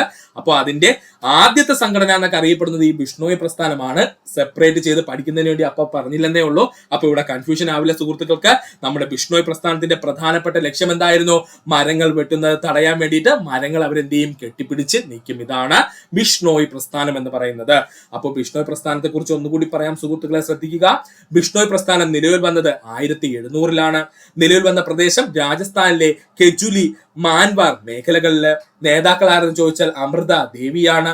ലക്ഷ്യം എന്തായിരുന്നു? മരങ്ങൾ വെട്ടുന്നത് തടയാൻ മരങ്ങളെ കെട്ടിപ്പിടിക്കുക. ഇതായിരുന്നു അവിടെ ലക്ഷ്യം എന്ന് പറയുന്നത്. ഇത്രയും സുഹൃത്തുക്കള് പഠിച്ചു വരും. അടുത്തതാണ് സൈലന്റ് വാലി മൂവ്മെന്റ്. നമ്മൾ അധികം കേട്ട് കാണത്തില്ല silent Valley movement. Silent Valley movement നിലവിൽ വന്ന വർഷം 1978. സൈലന്റ് വാലി മൂവ്മെന്റ് നിലവിൽ വന്ന വർഷം 1978-ലാണ്. നിലവിൽ വന്ന പ്രദേശം പറയേണ്ട കാര്യമില്ല, നമ്മുടെ സൈലന്റ് വാലി വനമേഖല കേരളത്തിലാണ്. അപ്പോ സൈലന്റ് വാലി മൂവ്മെന്റ് നിലവിൽ വന്നത് എവിടെയാണെന്ന് ചോദിച്ചാൽ നമ്മുടെ സൈലന്റ് വാലി എവിടെയാണ്? കേരളത്തിൽ തന്നെയാണ്. ഇതിന്റെ നേതാക്കൾ ആരെന്ന് ചോദിച്ചാൽ കേരള ശാസ്ത്ര സാഹിത്യ പരിഷത്തായിരുന്നു കേട്ടോ. നമ്മുടെ സൈലന്റ് വാലി മൂവ്മെന്റിന്റെ നേതാക്കൾ ആരായിരുന്നു? കേരള ശാസ്ത്ര സാഹിത്യ പരിഷത്തായിരുന്നു. ശ്രദ്ധിച്ചോളണേ, കേരള ശാസ്ത്ര സാഹിത്യ പരിഷത്തായിരുന്നു. ഇതിന്റെ പ്രധാന ലക്ഷ്യം എന്തെന്ന് ചോദിച്ചാൽ സൈലന്റ് വാലി ജലവൈദ്യുത പദ്ധതിക്കെതിരെയുള്ള സമരമായിരുന്നു. ഈ സമരത്തിന്റെ ഫലമായി 1983 നവംബറിൽ സൈലന്റ് വാലി ജലവൈദ്യുത പദ്ധതി റദ്ദാക്കുകയും 1985-ൽ പ്രധാനമന്ത്രി രാജീവ് ഗാന്ധി സൈലന്റ് വാലിയെ ദേശീയ ഉദ്യാനമായി പ്രഖ്യാപിക്കുകയും ചെയ്തു. ഇത്രയും പോയിന്റ് വ്യക്തമായിട്ട് പഠിച്ചു വെച്ചോളണം. ഉറപ്പായിട്ട് PSC ചോദിക്കും. ഒന്നുകൂടി പറയാം സുഹൃത്തുക്കളെ, ശ്രദ്ധിക്കുക. സൈലന്റ് വാലി മൂവ്മെന്റിനെ പറ്റിയാണ് നമ്മൾ പറഞ്ഞത്. സൈലന്റ് വാലി മൂവ്മെന്റ് നിലവിൽ വന്ന വർഷം 1978 ആയിരുന്നു. നിലവിൽ വന്നത് എവിടെയാ? നമ്മുടെ കൊച്ചു കേരളത്തിലെ സൈലന്റ് വാലി വനത്തിലായിരുന്നു. നേതാക്കൾ ആരെന്ന് ചോദിച്ചാൽ കേരള ശാസ്ത്ര സാഹിത്യ പരിഷത്തായിരുന്നു. സൈലന്റ് വാലി മൂവ്മെന്റിന്റെ പ്രധാനപ്പെട്ട ലക്ഷ്യം എന്തെന്ന് ചോദിച്ചു കഴിഞ്ഞാൽ ശ്രദ്ധിച്ചോളുക. സൈലന്റ് വാലി ജലവൈദ്യുത പദ്ധതിക്കെതിരെയുള്ള സമരം. സൈലന്റ് വാലി ജലവൈദ്യുത പദ്ധതിക്കെതിരെയുള്ള സമരമായിരുന്നു സൈലന്റ് വാലി മൂവ്മെന്റിന്റെ പ്രധാനപ്പെട്ട ലക്ഷ്യം എന്ന് പറഞ്ഞാൽ. ഇത് വിജയം കാണുകയും 1983 നവംബറിൽ സൈലന്റ് വാലി ജലവൈദ്യുത പദ്ധതി റദ്ദാക്കുകയും 1985-ല് പ്രധാനമന്ത്രിയായിരുന്ന രാജീവ് ഗാന്ധി സൈലന്റ് വാലി ദേശീയ ഉദ്യാനമായിട്ട് ഉദ്ഘാടനം ചെയ്യുകയും ചെയ്തു. ഇത്രയും പഠിക്കണം, വളരെ ഇമ്പോർട്ടന്റ് ആണ്. അപ്പോൾ ഇതിന്റെ പ്രധാനപ്പെട്ട ലക്ഷ്യം എന്തായിരുന്നു? സൈലന്റ് വാലി മൂവ്മെന്റിന്റെ സൈലന്റ് വാലി ജലവൈദ്യുത പദ്ധതിക്കെതിരെയുള്ള സമരമായിരുന്നു അവർ നടത്തിയത്. 1983 നവംബറിൽ സൈലന്റ് വാലി ജലവൈദ്യുത പദ്ധതി ഇതോടുകൂടി റദ്ദാക്കുന്നു. 1985-ല് പ്രധാനമന്ത്രി രാജീവ് ഗാന്ധി സൈലന്റ് വാലി ദേശീയോദ്യാനം ഉദ്ഘാടനം ചെയ്യുകയും ചെയ്തു. ഇത്രയും സംഭവങ്ങൾ അവിടെ നടന്നു. അപ്പൊ ഇതൂടെ സുഹൃത്തുക്കളൊന്ന് ഓർത്തു വെക്കുക, പഠിക്കുക. അടുത്തതായി നമുക്ക് പഠിക്കുവാനുള്ളതാണ് അപ്പിക്കോ പ്രസ്ഥാനം. എന്താണ് അപ്പിക്കോ പ്രസ്ഥാനം? അപ്പിക്കോ പ്രസ്ഥാനം നിലവിൽ വന്ന വർഷം 1982. അപ്പിക്കോ പ്രസ്ഥാനം നിലവിൽ വന്ന വർഷം 1982. അപ്പിക്കോ പ്രസ്ഥാനം നിലവിൽ വന്ന പ്രദേശം ചോദിച്ചാൽ ജാർഖണ്ഡിലെ സിംഗഭൂം ജില്ലയിലെ കാന്തിപുഴ നദീതീരത്താണ് കേട്ടോ. ഇമ്പോർട്ടന്റ് ആണ്. അപ്പിക്കോ പ്രസ്ഥാനം നിലവിൽ വന്ന വർഷം 1982. ഇത് നിലവിൽ വന്ന പ്രദേശം ചോദിച്ചാൽ ജാർഖണ്ഡിലെ സിംഗഭൂം ജില്ലയിലെ കാന്തിപുഴ നദിയുടെ തീരത്തായിരുന്നു. ഈ അപ്പിക്കോ പ്രസ്ഥാനത്തിന്റെ നേതാക്കൾ എന്നറിയപ്പെടുന്നത് ആദിവാസികളായിരുന്നു. അപ്പിക്കോ പ്രസ്ഥാനത്തിന്റെ നേതാക്കൾ എന്നറിയപ്പെടുന്നത് ആരായിരുന്നു? ആദിവാസികളായിരുന്നു. അപ്പിക്കോ പ്രസ്ഥാനത്തിന്റെ പ്രധാന ലക്ഷ്യം എന്തെന്ന് ചോദിച്ചാൽ സ്വാഭാവിക വനത്തിന് പകരം തേക്ക് തോട്ടങ്ങൾ സ്ഥാപിക്കാൻ സർക്കാരിന്റെ പദ്ധതിക്കെതിരെയാണ് അപ്പിക്കോ പ്രസ്ഥാനം വന്നത്. ഈ ലക്ഷ്യം പഠിച്ചോളണം, ഇമ്പോർട്ടന്റ് ആണ്. അപ്പിക്കോ പ്രസ്ഥാനം വന്നതിന് കാരണം എന്താണ്? സ്വാഭാവിക വനത്തിന് പകരം തേക്കും തോട്ടങ്ങൾ സ്ഥാപിക്കുവാനുള്ള സർക്കാർ പദ്ധതിക്കെതിരെയാണ് അപ്പിക്കോ പ്രസ്ഥാനം വന്നത്. ഒന്നുകൂടി പറയാം സുഹൃത്തുക്കളെ, ശ്രദ്ധിക്കുക. എന്താണ് അപ്പിക്കോ പ്രസ്ഥാനം എന്ന് ചോദിച്ചാൽ അപ്പിക്കോ പ്രസ്ഥാനം നിലവിൽ വന്ന വർഷം 1982. ഇത് നിലവിൽ വന്ന പ്രദേശം എവിടെയാ? ജാർഖണ്ഡിലെ സിംഗഭൂം ജില്ലയിലെ കാന്തിപുഴ നദിയുടെ തീരത്താണ്. നേതാക്കൾ ആരാണ്? ആദിവാസികളാണ്. അപ്പിക്കോ പ്രസ്ഥാനത്തിന്റെ പ്രധാന ലക്ഷ്യം എന്തായിരുന്നു? സ്വാഭാവിക വനത്തിന് പകരം തേക്കും തോട്ടങ്ങൾ സ്ഥാപിക്കുവാനുള്ള സർക്കാർ പദ്ധതിക്കെതിരെ വന്നതാണ് അപ്പിക്കോ പ്രസ്ഥാനം എന്നുള്ളത് പഠിക്കുക. അടുത്തതാണ് സേവ് അറേ മൂവ്മെന്റ്. എന്താണ് സേവ് അറേ മൂവ്മെന്റ്? അറേ എന്ന് പറയുന്ന ഒരു ദേശീയോദ്യാനമാണ്, ശ്രദ്ധിച്ചോളുക. Save Aarey movement save Aarey movement നിലവിൽ വന്ന വർഷം 2019. സേവ് അറേ മൂവ്മെന്റ് നിലവിൽ വന്ന വർഷം 2019. നിലവിൽ വന്ന പ്രദേശം അറേ നാഷണൽ പാർക്ക് മുംബൈ ആണ്. നിലവിൽ വന്ന വർഷം അറേ നാഷണൽ പാർക്ക് മുംബൈ ആണ്. നേതാക്കൾ ആരൊക്കെയെന്ന് ചോദിച്ചാൽ മേധാ പട്കർ, അരുന്ധതി റോയ്, വിവിധ NGO-കൾ. പഠിച്ചോളനെ, ഇമ്പോർട്ടന്റ് ആണ്. സേവ് അറേ മൂവ്മെന്റിന് മുന്നിൽ നിന്ന വ്യക്തിത്വങ്ങൾ ആരൊക്കെയാണ്? ഒന്ന് മേധാ പട്കർ, രണ്ടാമത് അരുന്ധതി റോയ്, മൂന്നാമത് വിവിധ NGO-കൾ. ലക്ഷ്യം എന്തെന്ന് ചോദിച്ചാൽ മുംബൈ മെട്രോ ലിമിറ്റഡിന്റെ പദ്ധതിക്കായി അറേ കോളനിയിലെ മരങ്ങൾ മുറിച്ചതിനെതിരെ, അല്ലെങ്കിൽ ഈ അറേ വന്യജീവി സങ്കേതത്തിനകത്തുള്ള മരങ്ങൾ മുറിക്കുന്നതിന്റെ ഭാഗമായിട്ട് നടന്നതാണ് എന്തെന്ന് പറയുന്നത് സേവ് അറേ മൂവ്മെന്റ് എന്ന് പറയുന്നത്. വളരെ ഇമ്പോർട്ടന്റ് ഉള്ള പോയിന്റ് ഒന്നും അല്ല, എന്നാലും സുഹൃത്തുക്കൾ ഓർത്തു വെക്കുക. സേവ് അറേ മൂവ്മെന്റിനെ പറ്റിയാണ് നമ്മൾ പറഞ്ഞത്. നിലവിൽ വന്ന വർഷം 2019 ആണ്. നിലവിൽ വന്ന പ്രദേശം അറേ നാഷണൽ പാർക്ക് മുംബൈ ആണ്. നേതാക്കൾ ആരൊക്കെയായിരുന്നു? മേധാ പട്കർ, അരുന്ധതി റോയ്, വിവിധ NGO-കൾ ഉണ്ടായിരുന്നു ഇവരെ സഹായിക്കാനായിട്ട്. അതുപോലെ തന്നെ സേവ് അറേ മൂവ്മെന്റിന്റെ ലക്ഷ്യം എന്ന് പറഞ്ഞാൽ മുംബൈ മെട്രോ ലിമിറ്റഡിന്റെ പദ്ധതിക്കായി അറേ കോളനിയിലെ മരങ്ങൾ മുറിച്ചതിനെതിരെയാണ്. അതുകൂടെ സുഹൃത്തുക്കൾ ഒന്ന് പഠിച്ചു വെക്കുക.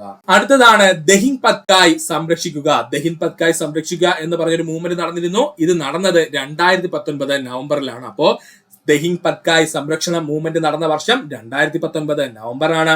നിലവിൽ വന്ന പ്രദേശം ആസാമിലെ ദഹിൻ പത്കായ് വന്യജീവി സങ്കേതമാണ്. നിലവിൽ വന്ന പ്രദേശം ഏതാ?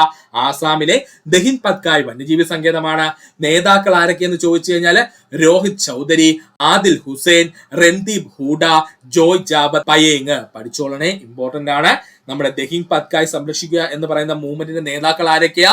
രോഹിത് ചൗധരി, ആദിൽ ഹുസൈൻ, രൺദീപ് ഹൂഡ, ജോയ് ജാബത് പയേങ് എന്നിവരാണ്. ഈ ദഹിങ് പത്കായ് സംരക്ഷിക്കുക എന്നതിന്റെ ലക്ഷ്യം എന്തെന്ന് ചോദിച്ചാല് ദേശീയ വന്യജീവി ബോർഡിന്റെ ദഹിങ് പത്കായ് സങ്കേതത്തിൽ ഖനനം നടത്തുവാൻ അനുമതി നൽകിയതിനെതിരെയാണ് ഈ പ്രക്ഷോഭം നടന്നത്. അപ്പോ ദഹിങ് പത്കായ് സംരക്ഷിക്കുക എന്നുള്ളതിന്റെ പ്രധാനപ്പെട്ട ലക്ഷ്യം എന്തെന്ന് ചോദിച്ചാല് ദേശീയ വന്യജീവി ബോർഡിന്റെ ദഹിങ് പത്കായ് സങ്കേതത്തില് ഖനനം നടത്താൻ അനുമതി നൽകിയതിനെതിരെ നടന്ന പ്രക്ഷോഭമാണ് ദഹിങ് പത്കായ് സംരക്ഷിക്കുക പ്രക്ഷോഭം എന്ന് പറയുന്നത്. ഇതുകൂടെ സുഹൃത്തുക്കളൊന്ന് പഠിച്ചു വെക്കുക. ഒന്നുകൂടി പറയാം സുഹൃത്തുക്കളെ, ദഹിങ് പത്കായെ സംരക്ഷിക്കുക എന്നുള്ളതാണ് അടുത്തതായി നമുക്ക് പഠിക്കേണ്ട മൂവ്മെന്റ് എന്നുള്ളത്. ദഹിങ് പത്കായെ സംരക്ഷിക്കുക എന്നുള്ളതാണ് നമ്മുടെ അടുത്ത എൻവയോൺമെന്റൽ മൂവ്മെന്റ് എന്ന് പറയുന്നത്. ഇത് നിലവിൽ വന്ന വർഷം 2019 ആണ്. ഇതിൽ നിലവിൽ വന്ന പ്രദേശം ആസാമിലെ ദഹിൻ പത്കായ് വന്യജീവി സങ്കേതമാണ്. നേതാക്കൾ ആരൊക്കെയായിരുന്നു? രോഹിത് ചൗധരി, ആദിൽ ഹുസൈൻ, രൺദീപ് ഹൂഡ, ജോയ് ജാവത് പയേങ് എന്നിവരാണ് പഠിക്കുക. ഇതിന്റെ പ്രധാനപ്പെട്ട ലക്ഷ്യം എന്തായിരുന്നു? ദേശീയ വന്യജീവി ബോർഡിന്റെ ദഹിൻ പത്കായ് സങ്കേതത്തിൽ ഖനനം നടത്താൻ അനുമതി നൽകിയതിനെതിരെയുള്ള പ്രക്ഷോഭമായിരുന്നു. അടുത്തതാണ് സുന്ദർബൻ സംരക്ഷിക്കുക. സുന്ദർബനെ സംരക്ഷിക്കുക എന്നുള്ളതാണ് അടുത്ത പ്രക്ഷോഭം എന്ന് പറയുന്നത്. ഈ പ്രക്ഷോഭം നിലവിൽ വന്നത് 2019, 2020 കാലഘട്ടങ്ങളിലാണ്. പഠിച്ചോളനെ, സുന്ദർബൻ സംരക്ഷിക്കുക പ്രക്ഷോഭം നിലവിൽ വന്നത് എന്നാണ് 2019, 2020 കാലഘട്ടത്തിലാണ്. ഇത് നിലവിൽ വന്ന പ്രദേശം സുന്ദർബൻസ്, പശ്ചിമ ബംഗാൾ. നമുക്ക് എല്ലാവർക്കും അറിയാം സുന്ദർബൻസ് എവിടെയാണ്? പശ്ചിമ ബംഗാളിലാണ്. നേതാക്കൾ ആരൊക്കെയെന്ന് ചോദിച്ചു കഴിഞ്ഞാൽ all Assam students union, all Assam Matak youth students union, ഇങ്ങനെ രണ്ട് സ്റ്റുഡൻസ് യൂണിയൻസ് ആണ് എന്ത് നടത്തിയത്?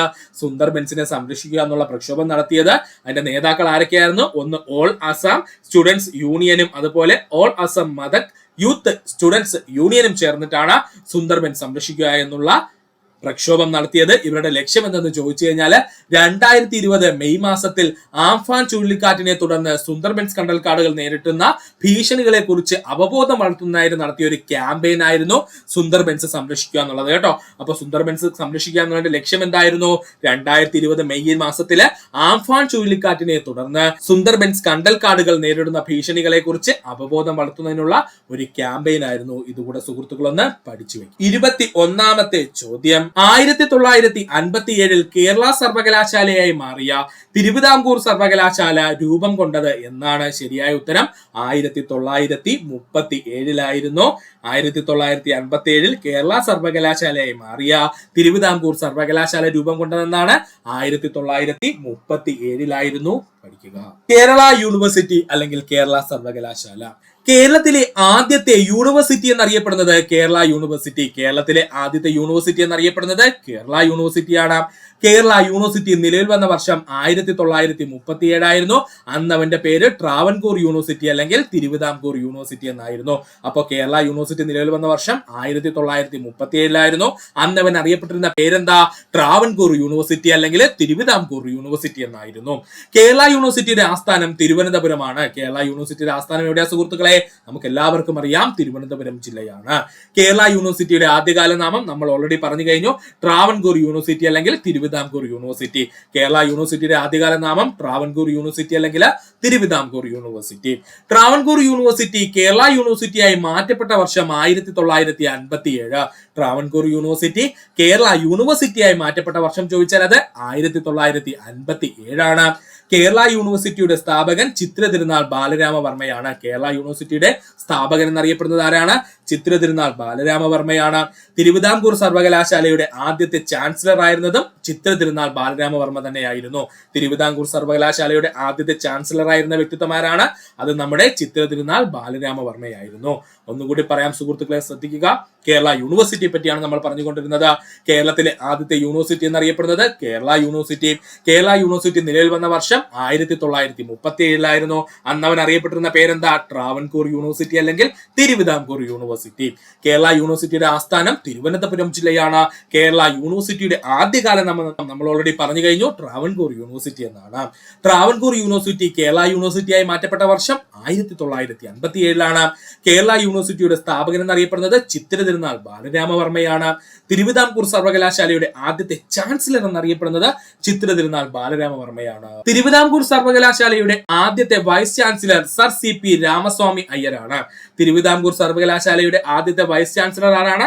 സർ CP രാമസ്വാമി അയ്യരായിരുന്നു. തിരുവിതാംകൂർ യൂണിവേഴ്സിറ്റി നിലയിൽ വരുന്നതിന് കാരണമായ നിയമം ട്രാവൻകൂർ യൂണിവേഴ്സിറ്റി ആക്ട് 1937.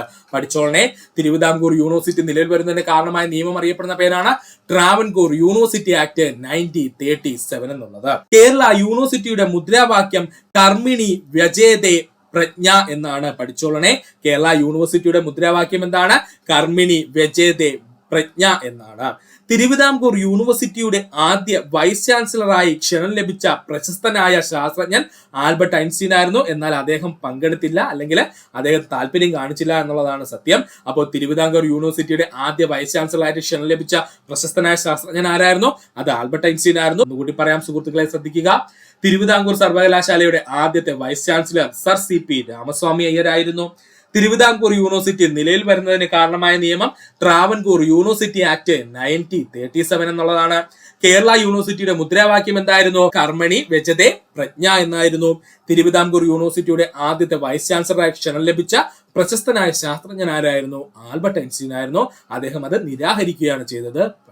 കേരളത്തിലെ ഏറ്റവും മികച്ച സർവകലാശാലയ്ക്ക് നൽകുന്ന ചാൻസലേഴ്സ് അവാർഡ് ലഭിച്ച ആദ്യ സർവകലാശാല കേരള സർവകലാശാല.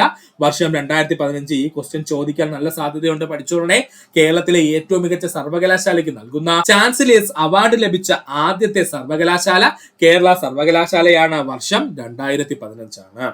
തിരുവിതാംകൂർ യൂണിവേഴ്സിറ്റിയുടെ ആദ്യത്തെ വിദേശി വൈസ് ചാൻസലർ ആയിരുന്നു ഹരോൾഡ് പാപ്വർത്ത്. പഠിച്ചോളനെ, തിരുവിതാംകൂർ യൂണിവേഴ്സിറ്റിയുടെ ആദ്യത്തെ വിദേശി വൈസ് ചാൻസലർ ആരായിരുന്നു?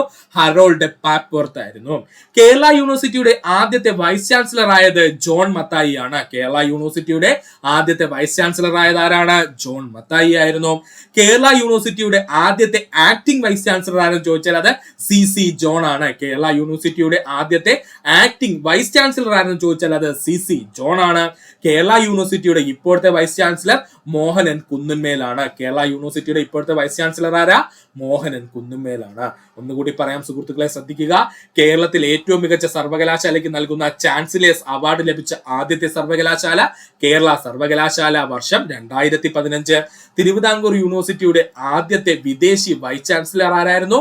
ഹരോൾഡ് പാപ്വർത്ത് ആയിരുന്നു. കേരള യൂണിവേഴ്സിറ്റിയുടെ ആദ്യത്തെ വൈസ് ചാൻസലർ ജോൺ മത്തായി ആണ്. കേരള യൂണിവേഴ്സിറ്റിയുടെ ആദ്യത്തെ ആക്ടിംഗ് വൈസ് ചാൻസലർ ആരെന്ന് ചോദിച്ചാൽ അത് CC ജോൺ ആണ്. കേരള യൂണിവേഴ്സിറ്റിയുടെ ഇപ്പോഴത്തെ വൈസ് ചാൻസലർ ആരെന്ന് ചോദിച്ചാൽ അത് മോഹനൻ കുന്നുമേലാണ് പഠിക്കുക. ഇനി നമുക്ക് നോക്കാനുള്ളത് കേരളത്തിലെ പ്രധാനപ്പെട്ട സർവകലാശാലകളും അവര് നിലവിൽ വന്ന വർഷവും സ്ഥിതി ചെയ്യുന്ന സ്ഥലവും. ഇത് മൂന്നും വളരെ വളരെ വളരെ ഇമ്പോർട്ടന്റ് ആണ്. പ്രത്യേകിച്ച് LGS പോലൊരു പരീക്ഷ എഴുതുന്ന നമുക്ക് ഉറപ്പായിട്ടും പഠിച്ചിരിക്കേണ്ടതാണ് ഈ പോയിന്റ് എന്നുള്ളത്. അതുകൊണ്ട് സുഹൃത്തുക്കൾ പഠിക്കുക. ഇത് പഠിച്ചു കഴിഞ്ഞാൽ ഈ ഭാഗത്ത് നിങ്ങൾക്ക് 1 മാർക്ക് ഉറപ്പിക്കാം. അപ്പോൾ സർവകലാശാല, നിലവിൽ വന്ന വർഷം, സ്ഥിതി ചെയ്യുന്ന സ്ഥലം. കേരള കലാമണ്ഡലം നിലവിൽ വന്ന വർഷം 1930. എവിടെയാ സ്ഥിതി ചെയ്യുന്നത്? ചെറുതുരുത്തി, തൃശൂർ ജില്ല. സെറ്റാണ്. കേരള കലാമണ്ഡലം നിലവിൽ വന്ന വർഷം 1930 സ്ഥിതി ചെയ്യുന്ന സ്ഥലം എവിടെയാ? ചെറുതുരുത്തി, തൃശൂരാണ്. തിരുവിതാംകൂർ സർവകലാശാല 1937 സ്ഥിതി ചെയ്യുന്നത് തിരുവനന്തപുരത്താണ്. കൺഫ്യൂഷൻ ഒന്നും വേണ്ട. തിരുവിതാംകൂർ സർവകലാശാല നിലവിൽ വന്നത് 1937 എവിടെയാ? അത് തിരുവനന്തപുരം ജില്ലയാണ്. ഇല്ലെങ്കിൽ നമുക്ക് എന്തെന്ന് പറയാം? നമ്മുടെ കേരള യൂണിവേഴ്സിറ്റി തന്നെയാണ് പറഞ്ഞിരിക്കുന്നത്. നിലവിൽ വന്ന വർഷം 1937. പക്ഷെ അത് കേരള യൂണിവേഴ്സിറ്റി ആയതെന്ന് ചോദിച്ചാൽ അത് 1957 രണ്ടും എവിടെ തന്നെയാണ്? ഒരു സ്ഥലം തന്നെയാണ്, തിരുവനന്തപുരം തന്നെയാണ്. നാഷണൽ ഇൻസ്റ്റിറ്റ്യൂട്ട് ഓഫ് കാലിക്കറ്റ് 1961 നിലവിൽ വന്നു. സ്ഥലം എവിടെയാ? Kozhikode. National institute of Calicut നിലവിൽ വന്നത് 1961. ഇത് എവിടെയാ സ്ഥിതി ചെയ്യുന്നത്? കോഴിക്കോട് തന്നെയാണ്. കാലിക്കറ്റ് സർവകലാശാല നിലവിൽ വന്നത് 1968. അത് സ്ഥിതി ചെയ്യുന്നത് എവിടെയെന്ന് ചോദിച്ചാൽ തേഞ്ഞിപ്പാലം, മലപ്പുറം. കൺഫ്യൂഷൻ ഉണ്ടാവരുത്. കാലിക്കറ്റ് സർവകലാശാല നിലവിൽ വന്നത് 1968. ഇതിന്റെ ആസ്ഥാനം എവിടെയാ? തേഞ്ഞിപ്പാലം, മലപ്പുറത്താണ്. കൊച്ചി സർവകലാശാല അഥവാ കുസാറ്റ് എന്ന പേരിൽ നമ്മൾ വിളിക്കുന്നത് 1971 നിലവിൽ വന്നു. ഇത് എവിടെയാണ് സ്ഥിതി ചെയ്യുന്നത്? കളമശ്ശേരി, എറണാകുളം. സ്ഥലം കൃത്യമായി പഠിച്ചോളണേ. കളമശ്ശേരി, എറണാകുളം ജില്ല. കാർഷിക സർവകലാശാല നിലവിൽ വന്നത് 1971. ഇത് എവിടെയാണ്? വെള്ളാനിക്കര, തൃശ്ശൂര് അല്ലെങ്കിൽ മണ്ണൂത്തി, തൃശ്ശൂര്. ഇത് രണ്ടും PSC ഉത്തരം നൽകിയിട്ടുണ്ട്. അതുകൊണ്ട് പഠിക്കുക. കേരള കാർഷിക സർവകലാശാല നിലവിൽ വന്ന വർഷം 1971. ഇത് സ്ഥിതി ചെയ്യുന്ന സ്ഥലം എവിടെയാണ്? ഒന്നുകിൽ വെള്ളാനിക്കര അല്ലെങ്കിൽ ഓപ്ഷനിൽ മണ്ണൂത്തി ഉണ്ടോ എന്ന് നോക്കുക, അല്ലെങ്കിൽ തൃശ്ശൂർ ജില്ല ഉണ്ടോ എന്ന് നോക്കുക. അപ്പോ കേരള കാർഷിക സർവകലാശാലയുടെ ആസ്ഥാനം എവിടെയാ? വെള്ളാനിക്കര അല്ലെങ്കിൽ മണ്ണൂത്തി, തൃശൂർ ജില്ല. ഇത് നിലവിൽ വന്ന വർഷം 1971. മഹാത്മാഗാന്ധി സർവകലാശാല അല്ലെങ്കിൽ നമ്മൾ അവനെ എന്തെന്ന് വിളിക്കുന്നു? MG സർവകലാശാല എന്ന് വിളിക്കും അല്ലെ. ഇത് നിലവിൽ വന്ന വർഷം 1983. ഇത് എവിടെയാണ്? അതിരമ്പുഴ, കോട്ടയം ജില്ല. ചോദിച്ചിട്ടുണ്ട്. മഹാത്മാഗാന്ധി സർവകലാശാല അല്ലെങ്കിൽ MG സർവകലാശാല നിലവിൽ വന്ന വർഷം 1983. ഇത് എവിടെയാ സ്ഥിതി ചെയ്യുന്നത്? അതിരമ്പുഴ, കോട്ടയം ജില്ലയിലാണ്. ഒന്നുകൂടി പറയാം, സുഹൃത്തുക്കളെ ശ്രദ്ധിക്കുക. കേരള കലാമണ്ഡലം നിലവിൽ വന്ന വർഷം 1930. സ്ഥിതി ചെയ്യുന്ന സ്ഥലം എവിടെയാണ്? ചെറുതുരുത്തി, തൃശൂർ ജില്ല. തിരുവിതാംകൂർ സർവകലാശാല 1937 നിലവിൽ വന്നു, തിരുവനന്തപുരം. ഇല്ലെങ്കിൽ നമുക്ക് പറയാം കേരള യൂണിവേഴ്സിറ്റി നിലവിൽ വന്ന വർഷം അത് 1957. കാരണം 1937 തിരുവിതാംകൂർ സർവകലാശാല 1957 എന്തായിട്ട് മാറി? കേരള യൂണിവേഴ്സിറ്റി ആയിട്ട് മാറിയിട്ടുണ്ട്. ഇതിന്റെ ആസ്ഥാനം എവിടെ തന്നെയാണ്? നമ്മുടെ തിരുവനന്തപുരം ജില്ല തന്നെയാണ്. ഇനി നാഷണൽ ഇൻസ്റ്റിറ്റ്യൂട്ട് ഓഫ് കാലിക്കറ്റ് സ്ഥാപിതമായത് 1961. അതെവിടെയാ? കോഴിക്കോട് ജില്ലയിലാണ്. എന്നാൽ കാലിക്കറ്റ് സർവകലാശാല സ്ഥാപിതമായത് എവിടെയെന്ന് ചോദിച്ചാൽ 1968. എവിടെയാ സ്ഥാപിതമായത്? തേഞ്ഞിപ്പാലം, മലപ്പുറത്താണ്. ഇനി കൊച്ചി സർവകലാശാല അല്ലെങ്കിൽ കുസാറ്റ് സ്ഥാപിതമായ വർഷം 1971. അത് എവിടെയാ സ്ഥാപിതമായത്? കളമശ്ശേരി, എറണാകുളം. കാർഷിക സർവകലാശാല നിലവിൽ വന്ന വർഷം 1971 തന്നെയാണ്. അത് എവിടെയാ സ്ഥാപിതമായത്? വെള്ളാനിക്കര അല്ലെങ്കിൽ നമ്മൾ ഓർക്കണം മണ്ണൂത്തി. എവിടെയാ? തൃശൂർ ജില്ലയിലാണ്. മഹാത്മാഗാന്ധി സർവകലാശാല അല്ലെങ്കിൽ MG സർവകലാശാല നിലവിൽ വന്ന വർഷം 1983. ഇത് എവിടെയാണ് സ്ഥിതി ചെയ്യുന്നത്? അതിരമ്പുഴ, കോട്ടയം ജില്ല. കണ്ണൂർ സർവകലാശാല നിലവിൽ വന്ന വർഷം 1996. സ്ഥിതി ചെയ്യുന്നത് തവക്കര, കണ്ണൂര്. ഇപ്പൊ അങ്ങോട്ട് ചോദിച്ചതേ ഉള്ളേ. കണ്ണൂർ സർവകലാശാല നിലവിൽ വന്ന വർഷം 1996. സ്ഥിതി ചെയ്യുന്ന സ്ഥലം തവക്കര, കണ്ണൂർ ജില്ല. ഇന്ത്യൻ ഇൻസ്റ്റിറ്റ്യൂട്ട് ഓഫ് മാനേജ്മെന്റ് നിലവിൽ വന്നത് 1996 തന്നെയാണ്. അത് സ്ഥിതി ചെയ്യുന്നത് കുന്നമംഗലം, കോഴിക്കോട് ജില്ല. ഇന്ത്യൻ ഇൻസ്റ്റിറ്റ്യൂട്ട് ഓഫ് മാനേജ്മെന്റ് നിലവിൽ വന്നത് 1996. അത് സ്ഥിതി ചെയ്യുന്നത് എവിടെയാ? കുന്നമംഗലം, കോഴിക്കോട് ജില്ല. National university of advanced legal studies നിലവിൽ വന്നത് 2005. അതെവിടെയാ? എവിടെയാ? കളമശ്ശേരി, കൊച്ചിയിലാണ്. ഇതും PSC പ്രീവിയസ് ആയി ചോദിച്ച ചോദ്യം തന്നെയാണ്. National university of advanced legal studies നിലവിൽ വന്നത് 2005 അവന്റെ ആസ്ഥാനം എവിടെയാ? കളമശ്ശേരി, കൊച്ചിയിലാണ്. Indian institute of space and technology നിലവിൽ വന്നത് 2007 ഇത് സ്ഥിതി ചെയ്യുന്നത് എവിടെയാണ്? നമ്മുടെ തിരുവനന്തപുരം ജില്ലയിലാണ്. Indian institute of space science and technology നിലവിൽ വന്ന വർഷം 2007 ഇത് എവിടെയാ സ്ഥിതി ചെയ്യുന്നത്? തിരുവനന്തപുരം ജില്ലയിലാണ്. അതെന്നാ നിലവിൽ വന്നത്? 2010 നിലവിൽ വന്നത്. അത് എവിടെയാണ്? പനങ്ങാട്, കൊച്ചിയാണ്. മറക്കരുത്, പനങ്ങാട്, കൊച്ചിയിലാണ്. ഓർക്കുക. ഒന്നുകൂടി പറയാം. Kerala university of fisheries and ocean studies, നമ്മൾ കുഫോസ് എന്ന പേരിൽ അറിയപ്പെടുന്നു. ഇത് നിലവിൽ വന്നത് 2010 ഇത് എവിടെയാണ് സ്ഥിതി ചെയ്യുന്നത്? പനങ്ങാട്, കൊച്ചിയിലാണ്.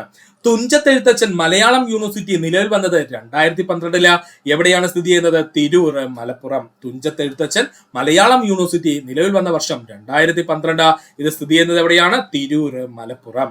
കേരള ടെക്നിക്കൽ യൂണിവേഴ്സിറ്റി നിലവിൽ വന്ന വർഷം 2014 സ്ഥിതി ചെയ്യുന്നത് എവിടെ? ജില്ലയേതാ? തിരുവനന്തപുരം ജില്ലയാണ്. കേരള ടെക്നിക്കൽ യൂണിവേഴ്സിറ്റി അഥവാ KTU എന്ന് നമ്മൾ പറയൂ അല്ലെ. കേരള ടെക്നിക്കൽ യൂണിവേഴ്സിറ്റി നിലവിൽ വന്നത് എവിടെയാണ്? അത് തിരുവനന്തപുരത്താണ്. നിലവിൽ വന്ന വർഷം എത്രയാ? 2014. ഒന്നുകൂടി പറയാം സുഹൃത്തുക്കളെ, ശ്രദ്ധിക്കുക. കണ്ണൂർ സർവകലാശാല നിലവിൽ വന്ന വർഷം 1996 സ്ഥിതി ചെയ്യുന്ന സ്ഥലം Thavakkara, Kannur. Indian institute of management നിലവിൽ വന്ന വർഷം 1996 തന്നെയാണ്. കുന്നമംഗലം, കോഴിക്കോട് ജില്ല. National university of advanced legal സ്റ്റഡീസിന്റെ നിലവിൽ വന്ന വർഷം 2005 സ്ഥിതി ചെയ്യുന്നത് കളമശ്ശേരി, കൊച്ചിയിലാണ്. Indian institute of space and technology നിലവിൽ വന്ന വർഷം 2007 സ്ഥിതി ചെയ്യുന്നത് തിരുവനന്തപുരം ജില്ല. Kerala university of fisheries and advanced studies നിലവിൽ വന്നത് 2010 എവിടെയാ നിലവിൽ വന്നത്? പനങ്ങാട്, കൊച്ചിയില്. തുഞ്ചത്തെഴുത്തച്ഛൻ മലയാളം യൂണിവേഴ്സിറ്റി നിലവിൽ വന്നത് 2012 എവിടെയാ നിലവിൽ വന്നത്? തിരൂർ, മലപ്പുറം. കേരള ടെക്നിക്കൽ യൂണിവേഴ്സിറ്റി നിലവിൽ വന്ന വർഷം 2014 എവിടെയാ സ്ഥാപിതമായത്? തിരുവനന്തപുരം ജില്ലയിലായിരുന്നു. ഡിജിറ്റൽ യൂണിവേഴ്സിറ്റി ഓഫ് കേരള നിലവിൽ വന്നത് 2020 തോന്നയ്ക്കൽ, തിരുവനന്തപുരം. പഠിച്ചോളണേ, ഇപ്പൊ അങ്ങോട്ട് ചോദിച്ചതേ ഉള്ളൂ. ഡിജിറ്റൽ യൂണിവേഴ്സിറ്റി ഓഫ് കേരള നിലവിൽ വന്ന വർഷം 2020 എവിടെയാണ്? തോന്നയ്ക്കൽ, തിരുവനന്തപുരം. ശ്രീനാരായണ ഗുരു ഓപ്പൺ യൂണിവേഴ്സിറ്റി നിലവിൽ വന്ന വർഷം 2020 അതും കൊല്ലം ജില്ലയിലാണ്. ഇതും PSC ചോദിച്ചതാണ്.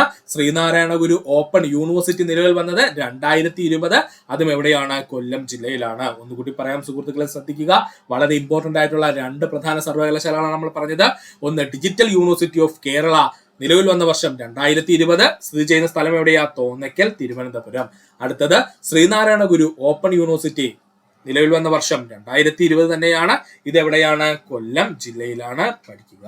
അടുത്തതായി നമുക്ക് നോക്കുവാനുള്ളത്, അതിലും ഇമ്പോർട്ടന്റ് ആയിട്ടുള്ള പോയിന്റ് ആണ്, സർവകലാശാലകളും അവിടുത്തെ ആദ്യത്തെ വൈസ് ചാൻസലറും ഇപ്പോഴത്തെ വൈസ് ചാൻസലറുമാണ്. വളരെ ഇമ്പോർട്ടന്റ് ആണ്. ചാൻസലേഴ്സിനെ അങ്ങനെ PSC ചോദിച്ച് കണ്ടിട്ടില്ല.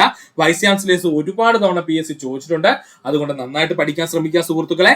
സർവകലാശാലകളും ആദ്യത്തെ വൈസ് ചാൻസലറും ഇപ്പോഴത്തെ വൈസ് ചാൻസലറും. തിരുവിതാംകൂർ സർവകലാശാലയിലെ ആദ്യത്തെ vice chancellor sir CP Ramaswamy അയ്യരായിരുന്നു.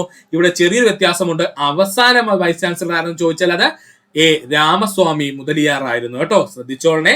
തിരുവിതാംകൂർ സർവകലാശാലയുടെ ആദ്യത്തെ വൈസ് ചാൻസലർ ആരെന്ന് ചോദിച്ചാൽ അത് സർ CP രാമസ്വാമി അയ്യരായിരുന്നു. കേരള യൂണിവേഴ്സിറ്റിനെ 1957 നമ്മുടെ കേരള സർക്കാർ ഏറ്റെടുത്തു എന്ന് നമ്മൾ പറഞ്ഞു. അതിനു മുമ്പ് ആരാണെന്ന് ചോദിച്ചാൽ അത് രാമസ്വാമി മുതലിയാർ ആയിരുന്നു. അതുകൊണ്ടാണ് അത് ആഡ് ചെയ്തത്. അപ്പോൾ നമ്മുടെ കേരള യൂണിവേഴ്സിറ്റി 1957 നിലവിൽ വന്നത് ആദ്യത്തെ വൈസ് ചാൻസലർ ജോൺ മത്തായി ആണ്. ഇപ്പോഴത്തത് മോഹനൻ കുന്നുമേലാണ്. കേരള സർവകലാശാല 1957 നിലവിൽ വന്നപ്പോൾ ആരായിരുന്നു വൈസ് ചാൻസലർ? ജോൺ മത്തായി ആയിരുന്നു. ഇപ്പോഴത്തെ വൈസ് ചാൻസലർ ആരാ? മോഹൻ കുന്നുമേലാണ്. കുസാറ്റിന്റെ ആദ്യത്തെ വൈസ് ചാൻസലർ ജോസഫ് മുണ്ടശ്ശേരി ആയിരുന്നു. പ്രീവിയസ് ക്വസ്റ്റ്യൻ ആണ്. കുസാറ്റിന്റെ ആദ്യത്തെ വൈസ് ചാൻസലർ ആരാ? ജോസഫ് മുണ്ടശ്ശേരി ആയിരുന്നു. ഇപ്പോഴത്തെ വൈസ് ചാൻസലർ ആരാ? M ജുനൈദ് മുഷ്റിയാണ്. നമ്മുടെ കുസാറ്റിന്റെ ഇപ്പോഴത്തെ വൈസ് ചാൻസലർ ആണ് M ജുനൈദ് മുഷ്രി. MG യൂണിവേഴ്സിറ്റിയുടെ ആദ്യത്തെ വൈസ് ചാൻസലർ ആയിരുന്നു AT ദേവസ്യ. ഇപ്പോഴത്തെ vice chancellor CT Aravind Kumar ആണ്. പഠിക്കാൻ എളുപ്പമുണ്ട്. അപ്പോൾ MG യൂണിവേഴ്സിറ്റിയുടെ ആദ്യത്തെ വൈസ് ചാൻസലർ ആയിരുന്നു AT ദേവസ്യ. ഇപ്പോഴത്തെ വൈസ് ചാൻസലർ ആരാണ്? CT അരവിന്ദ് കുമാർ ആണ്. കാർഷിക സർവകലാശാലയുടെ ആദ്യത്തെ വൈസ് ചാൻസലർ N ചന്ദ്രബാനു ആയിരുന്നു. ഇപ്പോഴത്തെ വൈസ് ചാൻസലർ ആരാണ്? B അശോക് ആണ്. കാർഷിക സർവകലാശാലയുടെ ആദ്യത്തെ വൈസ് ചാൻസലർ ആരായിരുന്നു? ചന്ദ്രബാനു ആയിരുന്നു. ഇപ്പോഴത്തെ വൈസ് ചാൻസലർ ആരാ? B അശോക് ആണ്. കാലിക്കറ്റ് സർവകലാശാലയുടെ ആദ്യത്തെ വൈസ് ചാൻസലർ MM ഗ്യാനി ആയിരുന്നു. ഇപ്പോഴത്തെ വൈസ് ചാൻസലർ ആരാ? പി രവീന്ദ്രനാണ്. കാലിക്കറ്റ് സർവകലാശാലയുടെ ആദ്യത്തെ വൈസ് ചാൻസലർ MM ഗ്യാനിയായിരുന്നു. ഇപ്പോഴത്തെ വൈസ് ചാൻസലർ ആരാ? പി രവീന്ദ്രനാണ്. ശ്രീ ശങ്കരാചാര്യ സർവകലാശാല ആദ്യത്തെ വൈസ് ചാൻസലർ R രാമചന്ദ്രനായിരുന്നു. ഇപ്പോഴത്തെ ആരാണ്? KK ഗീതാകുമാരിയാണ്. ശ്രീ ശങ്കരാചാര്യ സർവകലാശാല എന്ന് പറഞ്ഞു കഴിഞ്ഞാല് നമ്മുടെ സംസ്കൃത സർവകലാശാലയാണ് ഉദ്ദേശിക്കുന്നത്. അതിന്റെ പേരാണ് ശ്രീ ശങ്കരാചാര്യ സർവകലാശാല എന്ന്. അതിന്റെ ആദ്യത്തെ വൈസ് ചാൻസലർ ആരാ? R രാമചന്ദ്രനായിരുന്നു. ഇപ്പോഴത്തെ വൈസ് ചാൻസലർ ആരാ? KK ഗീതാകുമാരിയാണ്. ഒന്നുകൂടി പറയാം, സുഹൃത്തുക്കളെ ശ്രദ്ധിക്കുക. തിരുവിതാംകൂർ സർവകലാശാലയുടെ ആദ്യത്തെ vice chancellor sir CP Ramaswamy അയ്യരായിരുന്നു. അതുപോലെ തന്നെ അവസാനത്തെ വൈസ് ചാൻസലർ ആണെന്ന് ചോദിച്ചാൽ അത് A രാമസ്വാമി മുതലിയാർ ആയിരുന്നു. അതിന് കാരണം എന്തെന്ന് ചോദിച്ചാൽ 1957 നമ്മുടെ കേരള യൂണിവേഴ്സിറ്റിനെ ആര് ഏറ്റെടുത്തു? നമ്മുടെ കേരള ഗവൺമെന്റ് ഏറ്റെടുത്തു. അങ്ങനെ കേരള സർവകലാശാലയെ ആദ്യത്തെ വൈസ് ചാൻസലർ ആയത് ആരെന്ന് ചോദിച്ചാൽ അത് ജോൺ മത്തായി ആണ്. ഇപ്പോഴത്തെ വൈസ് ചാൻസലർ ആരാണ്? മോഹൻ കുന്നുമേലാണ്. കുസാറ്റിന്റെ ആദ്യത്തെ വൈസ് ചാൻസലർ ജോസഫ് മുണ്ടശ്ശേരിയാണ്. ഇപ്പോഴത്തെ വൈസ് ചാൻസലർ ആരാ? M ജുനൈദ് മുഷ്രിയാണ്. MG യൂണിവേഴ്സിറ്റിയുടെ ആദ്യത്തെ വൈസ് ചാൻസലർ AT ദേവസിയാണ്. ഇപ്പോഴത്തെ വൈസ് ചാൻസലർ ആരാ? CT അരവിന്ദ് കുമാർ ആണ്. കാർഷിക സർവകലാശാലയുടെ ആദ്യത്തെ വൈസ് ചാൻസലർ N ചന്ദ്രബാനു ആണ്. ഇപ്പോഴത്തെ വൈസ് ചാൻസലർ ആരാ? P അശോക് ആണ്. കാലിക്കറ്റ് സർവകലാശാലയുടെ ആദ്യത്തെ വൈസ് ചാൻസലർ MM ഗ്യാനിയാണ്. ഇപ്പോഴത്തെ വൈസ് ചാൻസലർ ആരാ? അത് P രവീന്ദ്രനാണ്. ശ്രീ ശങ്കരാചാര്യ സർവകലാശാലയുടെ ആദ്യത്തെ വൈസ് ചാൻസലർ R രാമചന്ദ്രനായിരുന്നു. ഇപ്പോഴത്തെ വൈസ് ചാൻസലർ ആരാ? KK ഗീതാകുമാരിയാണ്. പഠിക്കുക. കണ്ണൂർ സർവകലാശാലയുടെ ആദ്യത്തെ വൈസ് ചാൻസലർ അബ്ദുൾ റഹ്മാൻ ആയിരുന്നു. ഇപ്പോഴത്തെ വൈസ് ചാൻസലർ KK സജു ആണ്. കണ്ണൂർ സർവകലാശാലയുടെ ആദ്യത്തെ വൈസ് ചാൻസലർ അബ്ദുൾ റഹ്മാൻ ആയിരുന്നു. ഇപ്പോഴത്തെ വൈസ് ചാൻസലർ KK സജു ആണ്. കേരള കലാമണ്ഡലത്തിന്റെ ആദ്യത്തെ വൈസ് ചാൻസലർ KG പൗലോസ് ആയിരുന്നു. ഇപ്പോഴത്തെ വൈസ് ചാൻസലർ B അനന്തകൃഷ്ണനാണ്. കേരള കലാമണ്ഡലത്തിന്റെ ആദ്യത്തെ വൈസ് ചാൻസലർ KG പൗലോസ് ആയിരുന്നു. ഇപ്പോഴത്തെ വൈസ് ചാൻസലർ ആരാ? B അനന്തകൃഷ്ണനാണ്. കേന്ദ്ര സർവകലാശാലയുടെ ആദ്യത്തെ വൈസ് ചാൻസലർ ജാൻസി ജെയിംസ് ആയിരുന്നു. ഇപ്പോഴത്തെ വൈസ് ചാൻസലർ വിൻസെന്റ് മാത്യു ആണ്. കേന്ദ്ര സർവകലാശാലയുടെ ആദ്യത്തെ വൈസ് ചാൻസലർ ജാൻസി ജെയിംസ് ആയിരുന്നു. ഇപ്പോഴത്തെ വൈസ് ചാൻസലർ ആരാ? വിൻസെന്റ് മാത്യു ആണ്. തുഞ്ചത്ത് രാമാനുജൻ മലയാളം സർവകലാശാലയുടെ ആദ്യത്തെ വൈസ് ചാൻസലർ K ജയകുമാർ ആയിരുന്നു. ഇപ്പോഴത്തെ ആരാണ്? L സുഷമയാണ്. പഠിച്ചോളണേ. തുഞ്ചത്ത് രാമാനുജൻ മലയാളം സർവകലാശാലയുടെ ആദ്യത്തെ വൈസ് ചാൻസലർ ആരായിരുന്നു? K ജയകുമാർ ആയിരുന്നു. ഇപ്പോഴത്തെ വൈസ് ചാൻസലർ ആരാ? L സുഷമയാണ്. National university of advanced legal സ്റ്റഡീസിന്റെ ആദ്യത്തെ വൈസ് ചാൻസലർ ഗണപതി ഭട്ട് ആയിരുന്നു. ഇപ്പോഴത്തെ ആരാ? റോസ് വർഗീസ് ആണ്. National university of advanced legal സ്റ്റഡീസിന്റെ ആദ്യത്തെ വൈസ് ചാൻസലർ ആരായിരുന്നു? ഗണപതി ഭട്ട് ആയിരുന്നു. ഇപ്പോഴത്തെ വൈസ് ചാൻസലർ ആരാ? റോസ് വർഗീസ് ആണ്. കേരള ടെക്നിക്കൽ യൂണിവേഴ്സിറ്റിയുടെ ആദ്യത്തെ വൈസ് ചാൻസലർ KP ഐസക് ആണ്. അണ്ടർലൈൻ ചെയ്ത് പഠിച്ചോളുക. ഇപ്പോഴത്തെ വൈസ് ചാൻസലർ K ശിവപ്രസാദ് ആണ്. ഇമ്പോർട്ടന്റ് ആണ്. ഒന്നുകൂടി പറയാം, സുഹൃത്തുക്കളെ ശ്രദ്ധിക്കുക. കണ്ണൂർ സർവകലാശാലയുടെ ആദ്യത്തെ വൈസ് ചാൻസലർ അബ്ദുൾ റഹ്മാൻ ആയിരുന്നു. ഇപ്പോഴത്തെ വൈസ് ചാൻസലർ KK സജു ആണ്. കേരള കലാമണ്ഡലത്തിന്റെ ആദ്യത്തെ വൈസ് ചാൻസലർ KG പൗലോസ് ആണ്. ഇപ്പോഴത്തെ വൈസ് ചാൻസലർ B അനന്തകൃഷ്ണനാണ്. കേന്ദ്ര സർവകലാശാലയുടെ ആദ്യത്തെ വൈസ് ചാൻസലർ ജാൻസി ജെയിംസ് ആണ്. ഇപ്പോഴത്തെ വൈസ് ചാൻസലർ വിൻസ്റ്റന്റ് മാത്യു ആണ്. തുഞ്ചത്ത് രാമാനുജൻ മലയാളം സർവകലാശാലയുടെ ആദ്യത്തെ വൈസ് ചാൻസലർ K ജയകുമാർ ആയിരുന്നു. ഇപ്പോഴത്തെ വൈസ് ചാൻസലർ L സുഷമയാണ്. National university of advanced legal സ്റ്റഡീസിന്റെ ആദ്യത്തെ വൈസ് ചാൻസലർ ഗണപതി ഭട്ട് ആയിരുന്നു. ഇപ്പോഴത്തെ വൈസ് ചാൻസലർ ആരാ? റോസ് വർഗീസ് ആണ്. കേരള ടെക്നിക്കൽ യൂണിവേഴ്സിറ്റിയുടെ ആദ്യത്തെ വൈസ് ചാൻസലർ KP ഐസക് ആയിരുന്നു. ഇപ്പോഴത്തെ വൈസ് ചാൻസലർ ആരാ? K ശിവപ്രസാദ് ആണ്. 22ാമത്തെ ചോദ്യം. താഴെ പറയുന്നവയിൽ ഏത് സമരവുമായി ബന്ധപ്പെട്ടാണ് പ്രവർത്തിക്കുക അല്ലെങ്കിൽ മരിക്കുക എന്ന മുദ്രാവാക്യം ഗാന്ധിജി ഉയർത്തിയത്? ഉത്തരം എന്തായിരുന്നു? ഉത്തരം ക്വിറ്റ് ഇന്ത്യ സമരമായിരുന്നു. അല്ലെ? താഴെ പറയുന്നവയിൽ ഏത് സമരവുമായി ബന്ധപ്പെട്ടാണ് പ്രവർത്തിക്കുക അല്ലെങ്കിൽ മരിക്കുക എന്ന മുദ്രാവാക്യം ഗാന്ധിജി ഉയർത്തിയെന്ന് ചോദിച്ചാൽ അത് ക്വിറ്റ് ഇന്ത്യ സമരത്തിന്റെ ഭാഗമായിട്ടായിരുന്നു. അപ്പൊ നമുക്ക് ഗാന്ധിജിയുടെ പ്രധാനപ്പെട്ട കുറച്ച് കോട്ട്സ് എന്തൊക്കെ നോക്കാം. പ്രയത്നശീലർ ഒരിക്കലും അശക്തരാവുകയില്ല. പ്രയത്നശീലർ ഒരിക്കലും അശക്തരാവുകയില്ല. ആധുനിക കാലത്തെ മഹാ അത്ഭുതം എന്ന ക്ഷേത്രപ്രവേശന വിളംബരത്തെ വിശേഷിപ്പിച്ചത് ഗാന്ധിജി. ആധുനിക കാലത്തെ മഹാ അത്ഭുതം എന്ന ക്ഷേത്രപ്രവേശന വിളംബരത്തെ വിശേഷിപ്പിച്ചത് ആരാ? ഗാന്ധിജിയാണ്. അതെന്റെ അമ്മയാണ് എന്ന് ഭഗവത്ഗീതയെ വിശേഷിപ്പിച്ചത് ഗാന്ധിജി. അതെന്റെ അമ്മയാണ് എന്ന് ഭഗവത്ഗീതയെ വിശേഷിപ്പിച്ചത് ആരാ? ഗാന്ധിജിയാണ്. ക്ഷേത്രപ്രവേശന വിളംബരത്തെ ജനങ്ങളുടെ ആധ്യാത്മിക വിമോചനത്തിന്റെ അധികാര രേഖയായ സ്മൃതി എന്ന് വിശേഷിപ്പിച്ചത് ഗാന്ധിജിയാണ്. പഠിച്ചോളനെ. ക്ഷേത്രപ്രവേശന വിളംബരത്തെ ജനങ്ങളുടെ ആധ്യാത്മിക വിമോചനത്തിന്റെ അധികാര രേഖയായ സ്മൃതി എന്ന് വിശേഷിപ്പിച്ചത് ഗാന്ധിജിയാണ്. കാതറിൻ മേയോയുടെ പ്രശസ്ത കൃതിയായ മദർ ഇന്ത്യയെ അഴുക്കുചാൽ പരിശോധകയുടെ റിപ്പോർട്ട് എന്ന് വിമർശിച്ചത് ഗാന്ധിജിയാണ്. പഠിച്ചോളനെ. കാതറിൻ മേയോയുടെ പ്രശസ്തമായ കൃതിയായ മദർ ഇന്ത്യയെ അഴുക്കുചാൽ പരിശോധകയുടെ റിപ്പോർട്ട് എന്ന് വിമർശിച്ചത് ഗാന്ധിജിയാണ്. പ്രവർത്തിക്കുക അല്ലെങ്കിൽ മരിക്കുക എന്ന് ആഹ്വാനം ചെയ്തത് ഗാന്ധിജിയാണ്. പ്രവർത്തിക്കുക അല്ലെങ്കിൽ മരിക്കുക എന്ന് ആഹ്വാനം ചെയ്തത് ആരാ? ഗാന്ധിജിയാണ്. ഒന്നുകൂടി പറയാം സുഹൃത്തുക്കളെ, ശ്രദ്ധിക്കുക. പ്രയത്നശീലർ ഒരിക്കലും അശക്തരാവുകയില്ല. ഗാന്ധിജിയുടെ വാക്കുകൾ. ആധുനിക കാലത്തെ മഹാത്ഭുതം എന്ന ക്ഷേത്രപ്രവേശന വിളംബരത്തെ വിശേഷിപ്പിച്ചത് ഗാന്ധിജിയാണ്. അതെന്റെ അമ്മയാണ് എന്ന് ഭഗവത്ഗീതയെ വിശേഷിപ്പിച്ചത് ഗാന്ധിജി. ക്ഷേത്രപ്രവേശന വിളംബരത്തെ ജനങ്ങളുടെ ആധ്യാത്മിക വിമോചനത്തിന്റെ അധികാര രേഖയായ സ്മൃതി എന്ന് വിശേഷിപ്പിച്ചത് ഗാന്ധിജി. കാതറിൻ മേയോയുടെ പ്രശസ്ത കൃതിയായ മദർ ഇന്ത്യയെ അഴുക്കുചാൽ പരിശോധകയുടെ റിപ്പോർട്ട് എന്ന് വിമർശിച്ചത് ഗാന്ധിജിയാണ്. പ്രവർത്തിക്കുക അല്ലെങ്കിൽ മരിക്കുക എന്ന് ആഹ്വാനം ചെയ്ത വ്യക്തിത്വമാരാണ്? ഗാന്ധിജിയാണ്. ഇന്ത്യയുടെ ആത്മാവ് ഗ്രാമങ്ങളിലാണെന്ന് ആഹ്വാനം ചെയ്ത സ്വാതന്ത്ര്യ സമര സേനാനി ഗാന്ധിജി. ഇന്ത്യയുടെ ആത്മാവ് ഗ്രാമങ്ങളിലാണ് എന്ന് ആഹ്വാനം ചെയ്ത സ്വാതന്ത്ര്യ സമര സേനാനി ഗാന്ധിജിയാണ്. ഞാൻ അപ്പം ചോദിച്ചു കിട്ടിയത് കല്ലാണ്. ഗാന്ധിജിയുടെ വാക്കുകളാണ്. പഠിച്ചോളനെ. ഞാൻ അപ്പം ചോദിച്ചു കിട്ടിയത് കല്ലാണ്. ഇത് ആരുടെ വാക്കുകളാ? ഗാന്ധിജിയുടെ വാക്കുകളാണ്. മനുഷ്യന്റെ ആഗ്രഹം നിറവേറ്റാൻ ഭൂമിക്ക് കഴിയും, എന്നാൽ അത്യാഗ്രഹം നിറവേറ്റാൻ കഴിയില്ല. മനുഷ്യന്റെ ആഗ്രഹം നിറവേറ്റാൻ ഭൂമിക്ക് കഴിയും, എന്നാൽ അത്യാഗ്രഹം നിറവേറ്റാൻ കഴിയില്ല എന്ന് പറഞ്ഞതും ആരാണ്? ഗാന്ധിജിയാണ്. ഓരോ ഗ്രാമവും പൂർണ്ണ അധികാരമുള്ള ഒരു റിപ്പബ്ലിക്കോ പഞ്ചായത്തോ ആയി മാറണം. അതുപോലെ ഇന്ത്യ അധിവസിക്കുന്നത് ഗ്രാമങ്ങളിലാണ് എന്ന് പറഞ്ഞതും ആരാണ്? ഗാന്ധിജിയാണ്. അതുപോലെ ഇന്ത്യയുടെ ആത്മാവ് ഗ്രാമങ്ങളിലാണെന്ന് പറഞ്ഞതും ആര് തന്നെയാണ്? ഗാന്ധിജി തന്നെയാണ്. ഉപഭോക്താവ് നമുക്ക് ഏറ്റവും പ്രാധാന്യമുള്ള വ്യക്തിയാണ് എന്ന് പറഞ്ഞത് ആരെന്ന് ചോദിച്ചാൽ അത് ഗാന്ധിജിയാണ്. ഉപഭോക്താവ് നമുക്ക് ഏറ്റവും പ്രാധാന്യമുള്ള വ്യക്തിയാണെന്ന് പറഞ്ഞത് ആരെന്ന് ചോദിച്ചാൽ അത് ഗാന്ധിജിയാണ്. അധികാരത്തിനെതിരെ കരുതിയിരിക്കുക, അത് ദുഷിപ്പിക്കുമെന്ന് പറഞ്ഞത് ആരാണ്? ഗാന്ധിജിയാണ്. വളരെ ഇമ്പോർട്ടന്റ് ആണ്. അധികാരത്തിനെതിരെ കരുതിയിരിക്കുക, അത് ദുഷിപ്പിക്കുമെന്ന് പറഞ്ഞത് ആരാണ്? ഗാന്ധിജിയാണ്. ഒന്നുകൂടി പറയാം സുഹൃത്തുക്കളെ, ശ്രദ്ധിക്കുക. ഇന്ത്യയുടെ ആത്മാവ് ഗ്രാമങ്ങളിലാണ് എന്ന് ആഹ്വാനം ചെയ്ത സ്വാതന്ത്ര്യ സമര സേനാനി ഗാന്ധിജി. ഞാൻ അപ്പം ചോദിച്ചു കിട്ടിയത് കല്ലാണ്. ഗാന്ധിജിയുടെ വാക്കുകൾ. മനുഷ്യന്റെ ആഗ്രഹം നിറവേറ്റാൻ ഭൂമിക്ക് കഴിയും, എന്നാൽ അത്യാഗ്രഹം നിറവേറ്റാൻ കഴിയില്ല. ഗാന്ധിജിയുടെ വാക്കുകൾ. ഓരോ ഗ്രാമവും പൂർണ്ണ അധികാരമുള്ള റിപ്പബ്ലിക്കോ പഞ്ചായത്തോ ആയിരിക്കണമെന്ന് ആഹ്വാനം ചെയ്ത ഗാന്ധിജിയാണ്. അതുപോലെ തന്നെ ഇന്ത്യ അധിവസിക്കുന്നത് ഗ്രാമങ്ങളിലാണ് എന്ന് പറഞ്ഞതും ഗാന്ധിജി തന്നെയാണ്. ഉപഭോക്താവ് ഏറ്റവും പ്രാധാന്യമുള്ള വ്യക്തിയാണെന്ന് പറഞ്ഞത് ഗാന്ധിജിയാണ്. അധികാരത്തിനെതിരെ കരുതിയിരിക്കുക, അത് ദുഷിപ്പിക്കുമെന്ന് പറഞ്ഞതും ആരാ? ഗാന്ധിജിയാണ്. പഠിക്കുക. അടുത്തതായി നമുക്ക് നോക്കാനുള്ളതാണ് നേതാജി സുഭാഷ് ചന്ദ്രബോസിന്റെ മുദ്രാവാക്യങ്ങൾ. നേതാജി സുഭാഷ് ചന്ദ്രബോസിന്റെ മുദ്രാവാക്യങ്ങൾ. ജയ് ഹിന്ദ്, ജയ് ഹിന്ദ്.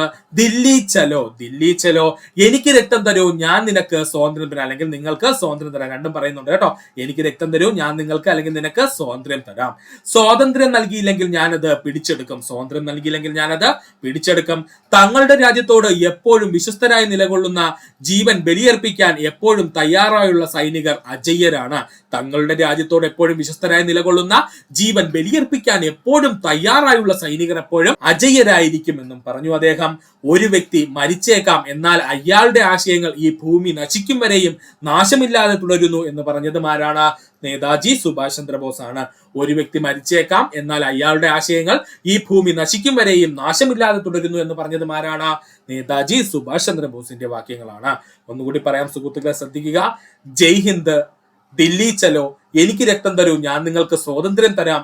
സ്വാതന്ത്ര്യം നൽകിയില്ലെങ്കിൽ ഞാനത് പിടിച്ചെടുക്കും. തങ്ങളുടെ രാജ്യത്തോട് ഏറ്റവും വിശ്വസ്തരായി നിലകൊള്ളുന്ന, ജീവൻ ബലിയർപ്പിക്കാൻ എപ്പോഴും തയ്യാറായിട്ടുള്ള സൈനികർ അജയ്യരാണ്. ഒരു വ്യക്തി മരിച്ചേക്കാം, എന്നാൽ അയാളുടെ ആശയങ്ങൾ ഈ ഭൂമിയിൽ നശിക്കും വരെയും നാശമില്ലാതെ തുടരുന്നു. ഇത്രയും നേതാജി സുഭാഷ് ചന്ദ്രബോസിന്റെ മുദ്രാവാക്യങ്ങളാണ്. പഠിക്കുക. അടുത്തതായി നമുക്ക് പഠിക്കാനുള്ളതാണ് ബങ്കിം ചന്ദ്ര ചട്ടോപാധ്യായ അഥവാ ബങ്കിം ചന്ദ്ര ചാറ്റർജിയുടെ മുദ്രാവാക്യങ്ങൾ. വന്ദേ മാതരം, വന്ദേ മാതരം. എന്താണ് ചെയ്യേണ്ടതെന്ന് ഒരു മനുഷ്യന് സംശയം തോന്നുമ്പോൾ അവൻ ആദ്യം വിളിക്കപ്പെടുന്നത് എല്ലായിടത്തും പോകുന്നു. ഇമ്പോർട്ടന്റ് ആണ്. എന്താണ് ചെയ്യേണ്ടതെന്ന് ഒരു മനുഷ്യന് സംശയം തോന്നുമ്പോൾ അവൻ ആദ്യം വിളിക്കപ്പെടുന്നിടത്തെല്ലാം പോകുന്നു. ഇതും കൂടെ ഒന്ന് ഓർത്തു വെച്ചേക്കുക. ബങ്കിം ചന്ദ്ര ചടോപാധ്യായ അഥവാ ബങ്കിം ചന്ദ്ര ചാറ്റർജിയുടെ മുദ്രാവാക്യങ്ങളാണ്. ഒന്ന് വന്ദേ മാതരം, മറ്റൊന്ന് എന്താണ് ചെയ്യേണ്ടതെന്ന് ഒരു മനുഷ്യന് സംശയം തോന്നുമ്പോൾ അവൻ ആദ്യം വിളിക്കപ്പെടുന്നിടത്തെല്ലാം പോകുന്നു. ഇനി അടുത്തതായി ബാലഗംഗാധര തിലകിന്റെ മുദ്രാവാക്യങ്ങളാണ് നമ്മൾ നോക്കാൻ പോകുന്നത്. സ്വരാജിന്റെ ജന്മാവകാശമാണ്, ഞാനത് നേടുക തന്നെ ചെയ്യും. നമുക്ക് എല്ലാവർക്കും അറിയാം സ്വരാജിന്റെ ജന്മാവകാശമാണ്, ഞാനത് നേടുക തന്നെ ചെയ്യുമെന്ന് പറഞ്ഞത് ആരാണ്? ബാലഗംഗാധര തിലകനാണ്. നമ്മുടെ രാജ്യം ഒരു വൃക്ഷമാണെങ്കിൽ അതിന്റെ തടി സ്വരാജ്യം, ശിഖരങ്ങൾ സ്വദേശി പ്രസ്ഥാനവും ബഹിഷ്കരണവുമാണ് എന്ന് പറഞ്ഞതും ബാലഗംഗാധര തിലകനാണ്. നമ്മുടെ രാജ്യം ഒരു വൃക്ഷമാണ് എങ്കിൽ അതിന്റെ തടി സ്വരാജാണ്, ശിഖരങ്ങൾ സ്വദേശി പ്രസ്ഥാനവും ബഹിഷ്കരണവുമാണെന്ന് പറഞ്ഞത് ആരെന്ന് ചോദിച്ചാൽ അത് ബാലഗംഗാധര തിലകനാണ്. കോൺഗ്രസിന്റെ വാർഷിക സമ്മേളനത്തെ അവധിക്കാല വിനോദ പരിപാടി എന്ന് കളിയാക്കിയത് ബാലഗംഗാധര തിലകനാണ്. കോൺഗ്രസിന്റെ വാർഷിക സമ്മേളനത്തെ അവധിക്കാല വിനോദ പരിപാടി എന്ന് കളിയാക്കിയത് ആരെന്ന് ചോദിച്ചാൽ അത് ബാലഗംഗാധര തിലകനാണ്. ഒന്നുകൂടി പറയാം സുഹൃത്തുക്കളെ, ശ്രദ്ധിക്കുക. ബാലഗംഗാധര തിലകന്റെ മുദ്രാവാക്യങ്ങളാണ്: സ്വരാജ് എന്റെ ജന്മാവകാശമാണ്, ഞാനത് നേടുക തന്നെ ചെയ്യും. നമ്മുടെ രാജ്യം ഒരു വൃക്ഷമാണെങ്കിൽ അതിന്റെ തടി സ്വരാജാണ്, ശിഖരങ്ങൾ സ്വദേശി പ്രസ്ഥാനവും ബഹിഷ്കരണവുമാണ്. കോൺഗ്രസിന്റെ വാർഷിക സമ്മേളനത്തെ അവധിക്കാല വിനോദ പരിപാടി എന്ന് കളിയാക്കിയത് ബാലഗംഗാധര തിലകനാണ്. അടുത്തതായി നമുക്ക് പഠിക്കേണ്ടതാണ് ലാൽ ബഹദൂർ ശാസ്ത്രിയുടെ മുദ്രാവാക്യങ്ങൾ. ലാൽ ബഹദൂർ ശാസ്ത്രിയുടെ മുദ്രാവാക്യങ്ങൾ: ജയ് ജവാൻ ജയ് കിസാൻ. നമുക്ക് എല്ലാവർക്കും അറിയാം, ജയ് ജവാൻ ജയ് കിസാൻ എന്ന് പറഞ്ഞത് ലാൽ ബഹദൂർ ശാസ്ത്രിയാണ്. സ്വാതന്ത്ര്യ സംരക്ഷണം സൈനികരുടെ മാത്രം കടമയല്ല, മുഴുവൻ രാജ്യവും ഇതിനായി ശക്തമാകണമെന്ന് പറഞ്ഞതും ലാൽ ബഹദൂർ ശാസ്ത്രിയായിരുന്നു. സ്വാതന്ത്ര്യ സംരക്ഷണം എന്ന് പറയുന്നത് സൈനികരുടെ മാത്രം കടമയല്ല, മുഴുവൻ രാജ്യവും ഇതിനായി ശക്തമാകണമെന്ന് പറഞ്ഞത് ആരാണ്? ലാൽ ബഹദൂർ ശാസ്ത്രിയാണ്. യഥാർത്ഥ ജനാധിപത്യം ഒരിക്കലും അസത്യവും അക്രമാസക്തവുമായ മാർഗങ്ങളിലൂടെ ലഭിക്കില്ല. ഇതും ലാൽ ബഹദൂർ ശാസ്ത്രിയുടെ മുദ്രാവാക്യമാണ്. യഥാർത്ഥ ജനാധിപത്യം ഒരിക്കലും അസത്യവും അക്രമാസക്തവുമായ മാർഗങ്ങളിലൂടെ ലഭിക്കില്ല എന്ന് പറഞ്ഞതും ലാൽ ബഹദൂർ ശാസ്ത്രിയാണ്. ആക്രമണത്തിനെതിരെ പോരാടിയ അതേ ധൈര്യത്തോടെ നിശ്ചയദാർഢ്യത്തോടെയും സമാധാനത്തിനായും പോരാടേണ്ടതുണ്ട് എന്ന് പറഞ്ഞതുമാരാണ്? ലാൽ ബഹദൂർ ശാസ്ത്രിയാണ്. ആക്രമണത്തിനെതിരെ പോരാടിയ അതേ ധൈര്യത്തോടെയും നിശ്ചയദാർഢ്യത്തോടെയും സമാധാനത്തിനായി പോരാടേണ്ടതുണ്ട് എന്ന് പറഞ്ഞതുമാരാണ്? ലാൽ ബഹദൂർ ശാസ്ത്രിയാണ്. ഒന്നുകൂടി പറയാം സുഹൃത്തുക്കളെ, ശ്രദ്ധിക്കുക. ലാൽ ബഹദൂർ ശാസ്ത്രിയുടെ മുദ്രാവാക്യങ്ങളാണ്: ജയ് ജവാൻ ജയ് കിസാൻ, സ്വാതന്ത്ര്യ സംരക്ഷണം സൈനികരുടെ മാത്രം കടമയല്ല, മുഴുവൻ രാജ്യവും ഇതിനായി ശക്തമാകണമെന്ന് പറഞ്ഞത് ലാൽ ബഹദൂർ ശാസ്ത്രി. യഥാർത്ഥ ജനാധിപത്യം ഒരിക്കലും അസത്യവും അക്രമാസക്തവുമായ മാർഗങ്ങളിലൂടെ ലഭിക്കില്ല. ലാൽ ബഹദൂർ ശാസ്ത്രിയുടെ വാക്കുകൾ. ആക്രമണത്തിനെതിരെ പോരാടിയ അതേ ധൈര്യത്തോടെയും നിശ്ചയദാർഢ്യത്തോടെയും സമാധാനത്തെ പോരാടുക, ഇതുമാരുടെയാണ് ലാൽ ബഹദൂർ ശാസ്ത്രിയുടെ വാക്കുകളാണ്. അടുത്തതായി പഠിക്കേണ്ടതാണ് പണ്ഡിറ്റ് മദൻ മോഹൻ മാളവ്യയുടെ വാക്കുകൾ. സത്യമേവ ജയതേ. ഒറ്റ പോയിന്റ് പറഞ്ഞിട്ടുള്ള പുള്ളി എന്താണ്? പണ്ഡിറ്റ് മദൻ മോഹൻ മാളവ്യയുടെ മുദ്രാവാക്യങ്ങൾ സത്യമേവ ജയതേ മാത്രമാണ്. ഭഗത് സിംഗിന്റെ മുദ്രാവാക്യങ്ങളാണ്: ഇൻകുലാബ് നീനാൽ വാഴട്ടെ. ഭഗത് സിംഗിന്റെ മുദ്രാവാക്യങ്ങളാണ്: ഇൻകുലാബ് നീനാൽ വാഴട്ടെ. അവർ എന്നെ കൊന്നേക്കാം, പക്ഷെ അവർക്ക് എന്റെ ആശയങ്ങളെ കൊല്ലാൻ കഴിയില്ല. അവർക്ക് എന്റെ ശരീരം തകർക്കാൻ കഴിയും, പക്ഷെ അവർക്ക് എന്റെ ആത്മാവിനെ തകർക്കാൻ കഴിയില്ല. ഭഗത് സിംഗിന്റെ മുദ്രാവാക്യങ്ങൾ ഏതൊക്കെയായിരുന്നു? ഒന്ന് ഈങ്കുലാം നീനാൽ വാഴട്ടെ. രണ്ടാമത്തെ എന്തായിരുന്നു? അവർ എന്നെ കൊന്നേക്കാം, പക്ഷെ അവർക്ക് എന്റെ ആശയങ്ങളെ കൊല്ലാൻ കഴിയില്ല. അവർക്ക് എന്റെ ശരീരം തകർക്കാൻ കഴിയും, പക്ഷെ അവർക്ക് എന്റെ ആത്മാവിനെ തകർക്കാൻ കഴിയില്ല. ഇത്രയും സുഹൃത്തുക്കള് പഠിച്ചുപോയി. ജവഹർലാൽ നെഹ്റുവിന്റെ മുദ്രാവാക്യമായിരുന്നു അറാം ഹറാം ഹേ എന്നുള്ളത്. ജവഹർലാൽ നെഹ്റുവിന്റെ മുദ്രാവാക്യങ്ങളായിരുന്നു അറാം ഹറാം ഹേ എന്നുള്ളത്. അതുപോലെ നമുക്ക് ഇഷ്ടപ്പെട്ടില്ലെങ്കിലും ഇല്ലെങ്കിലും ചോരയും കണ്ണീരും നമ്മുടെ ഭാഗമാകും, നമ്മുടെ ചോരയും കണ്ണീരും ഒഴുകും. സ്വാതന്ത്ര്യത്തിന്റെ നല്ല പുഷ്പം വീണ്ടും വളരാൻ ഇന്ത്യയുടെ വരണ്ട മണ്ണിന് അവരെ ആവശ്യമുണ്ട്. അതായത് നമ്മുടെ ചോരയും കണ്ണീരും ആവശ്യമായി വന്നേക്കാം എന്ന് പറഞ്ഞതാരും ചോദിച്ചാൽ അത് ജവഹർലാൽ നെഹ്റു ആണ്. അപ്പോൾ ജവഹർലാൽ നെഹ്റുവിന്റെ രണ്ട് പ്രധാനപ്പെട്ട മുദ്രാവാക്യങ്ങൾ ഏതൊക്കെയായിരുന്നു? ഒന്ന് അറാം ഹറാം ഹേയും, നമുക്ക് ഇഷ്ടപ്പെട്ടാലും ഇല്ലെങ്കിലും ചോരയും കണ്ണീരും നമ്മുടെ ഭാഗമാകും, നമ്മുടെ ചോരയും കണ്ണീരും ഒഴുകും. സ്വാതന്ത്ര്യത്തിന്റെ നല്ല പുഷ്പം വീണ്ടും വളരാൻ ഇന്ത്യയുടെ വരണ്ട മണ്ണിന് അവരെ ആവശ്യമായി വന്നേക്കാം. ഇതാരുടെ വാക്കുകളാ? ജവഹർലാൽ നെഹ്റുവിന്റെ വാക്കുകളാണ്. ഇനി നമുക്ക് പഠിക്കാനുള്ളത് BR അംബേദ്കറിന്റെ മുദ്രാവാക്യങ്ങളാണ്. ഇന്നലെ വരെ ഇന്ത്യയുടെ കുറ്റങ്ങൾക്കും കുറവുകൾക്കും നമുക്ക് പഴി പറയാനായി ബ്രിട്ടീഷുകാർ ഉണ്ടായിരുന്നു. ഇനി മുതൽ നമ്മുടെ കുറ്റങ്ങൾക്കും കുറവുകൾക്കും നാം തന്നെയാണ് പഴി പറയേണ്ടത്. ഇത് PSC പ്രീവിയസ് ആയി ചോദിച്ചതാണ്, പഠിച്ചോളനെ. BR അംബേദ്കറിന്റെ പ്രശസ്തമായിട്ടുള്ള വാക്കുകളാണ്. ഇന്നലെ വരെ ഇന്ത്യയുടെ കുറ്റങ്ങൾക്കും കുറവുകൾക്കും നമുക്ക് പഴി പറയാനായിട്ട് ബ്രിട്ടീഷുകാർ ഉണ്ടായിരുന്നു. ഇന്നു മുതൽ നമ്മുടെ കുറ്റങ്ങൾക്കും കുറവുകൾക്കും നാം തന്നെയാണ് പഴി പറയേണ്ടത്. ആരുടെ വാക്കുകളാ? ഡോക്ടർ BR അംബേദ്കറിന്റെ വാക്കുകളാണ്. ഞാനൊരു ഹിന്ദുവായി ജനിച്ചു, പക്ഷേ ഹിന്ദുവായല്ല മരിക്കുന്നത്. ഇതും BR അംബേദ്കറിന്റെ പ്രശസ്തമായ വാക്കുകളാണ്. ഞാൻ ഒരു ഹിന്ദുവായി ജനിച്ചു, പക്ഷെ ഹിന്ദുവായി മരിക്കുന്നില്ല. കാളയെ പോലെ പണിയെടുക്കൂ, സന്യാസിയെ പോലെ ജീവിക്കൂ. ഇതും BR അംബേദ്കറിന്റെ മുദ്രാവാക്യമാണ്. കാളയെ പോലെ പണിയെടുക്കൂ, സന്യാസിയെ പോലെ ജീവിക്കൂ. ഇതും BR അംബേദ്കറിന്റെ മുദ്രാവാക്യങ്ങളാണ്. ഒന്നുകൂടി പറയാം സുഹൃത്തുക്കളെ, ശ്രദ്ധിക്കുക. BR അംബേദ്കറിന്റെ മുദ്രാവാക്യങ്ങളാണ് നമ്മൾ പറഞ്ഞത്. ഇന്നലെ വരെ ഇന്ത്യയുടെ കുറ്റങ്ങളും കുറവുകൾക്കും നമുക്ക് പഴി പറയാൻ ബ്രിട്ടീഷുകാർ ഉണ്ടായിരുന്നു. ഇന്നു മുതൽ നമ്മുടെ കുറ്റങ്ങൾക്കും കുറവുകൾക്കും നാം തന്നെയാണ് പഴി പറയേണ്ടത്. ഞാൻ ഒരു ഹിന്ദുവായി ജനിച്ചു, പക്ഷേ ഹിന്ദുവായല്ല മരിക്കുന്നത്. കാളയെ പോലെ പണിയെടുക്കൂ, സന്യാസിയെ പോലെ ജീവിക്കൂ. ഇത്രയും സുഹൃത്തുക്കളെ പഠിച്ചു വെക്കുക. ഇത്രയും നേരം ഈ വീഡിയോ സുഹൃത്തുക്കൾ എല്ലാവർക്കും നന്ദി, നമസ്കാരം. നിങ്ങൾക്ക് ഈ വീഡിയോ ഇഷ്ടമായെങ്കിൽ നിങ്ങളുടെ സുഹൃത്തുക്കൾ കൂടി ഒന്ന് ഷെയർ ചെയ്ത് കൊടുക്കുക. അതിനോടൊപ്പം തന്നെ നമ്മുടെ ചാനൽ സബ്സ്ക്രൈബ് ചെയ്ത് സഹായിക്കുക.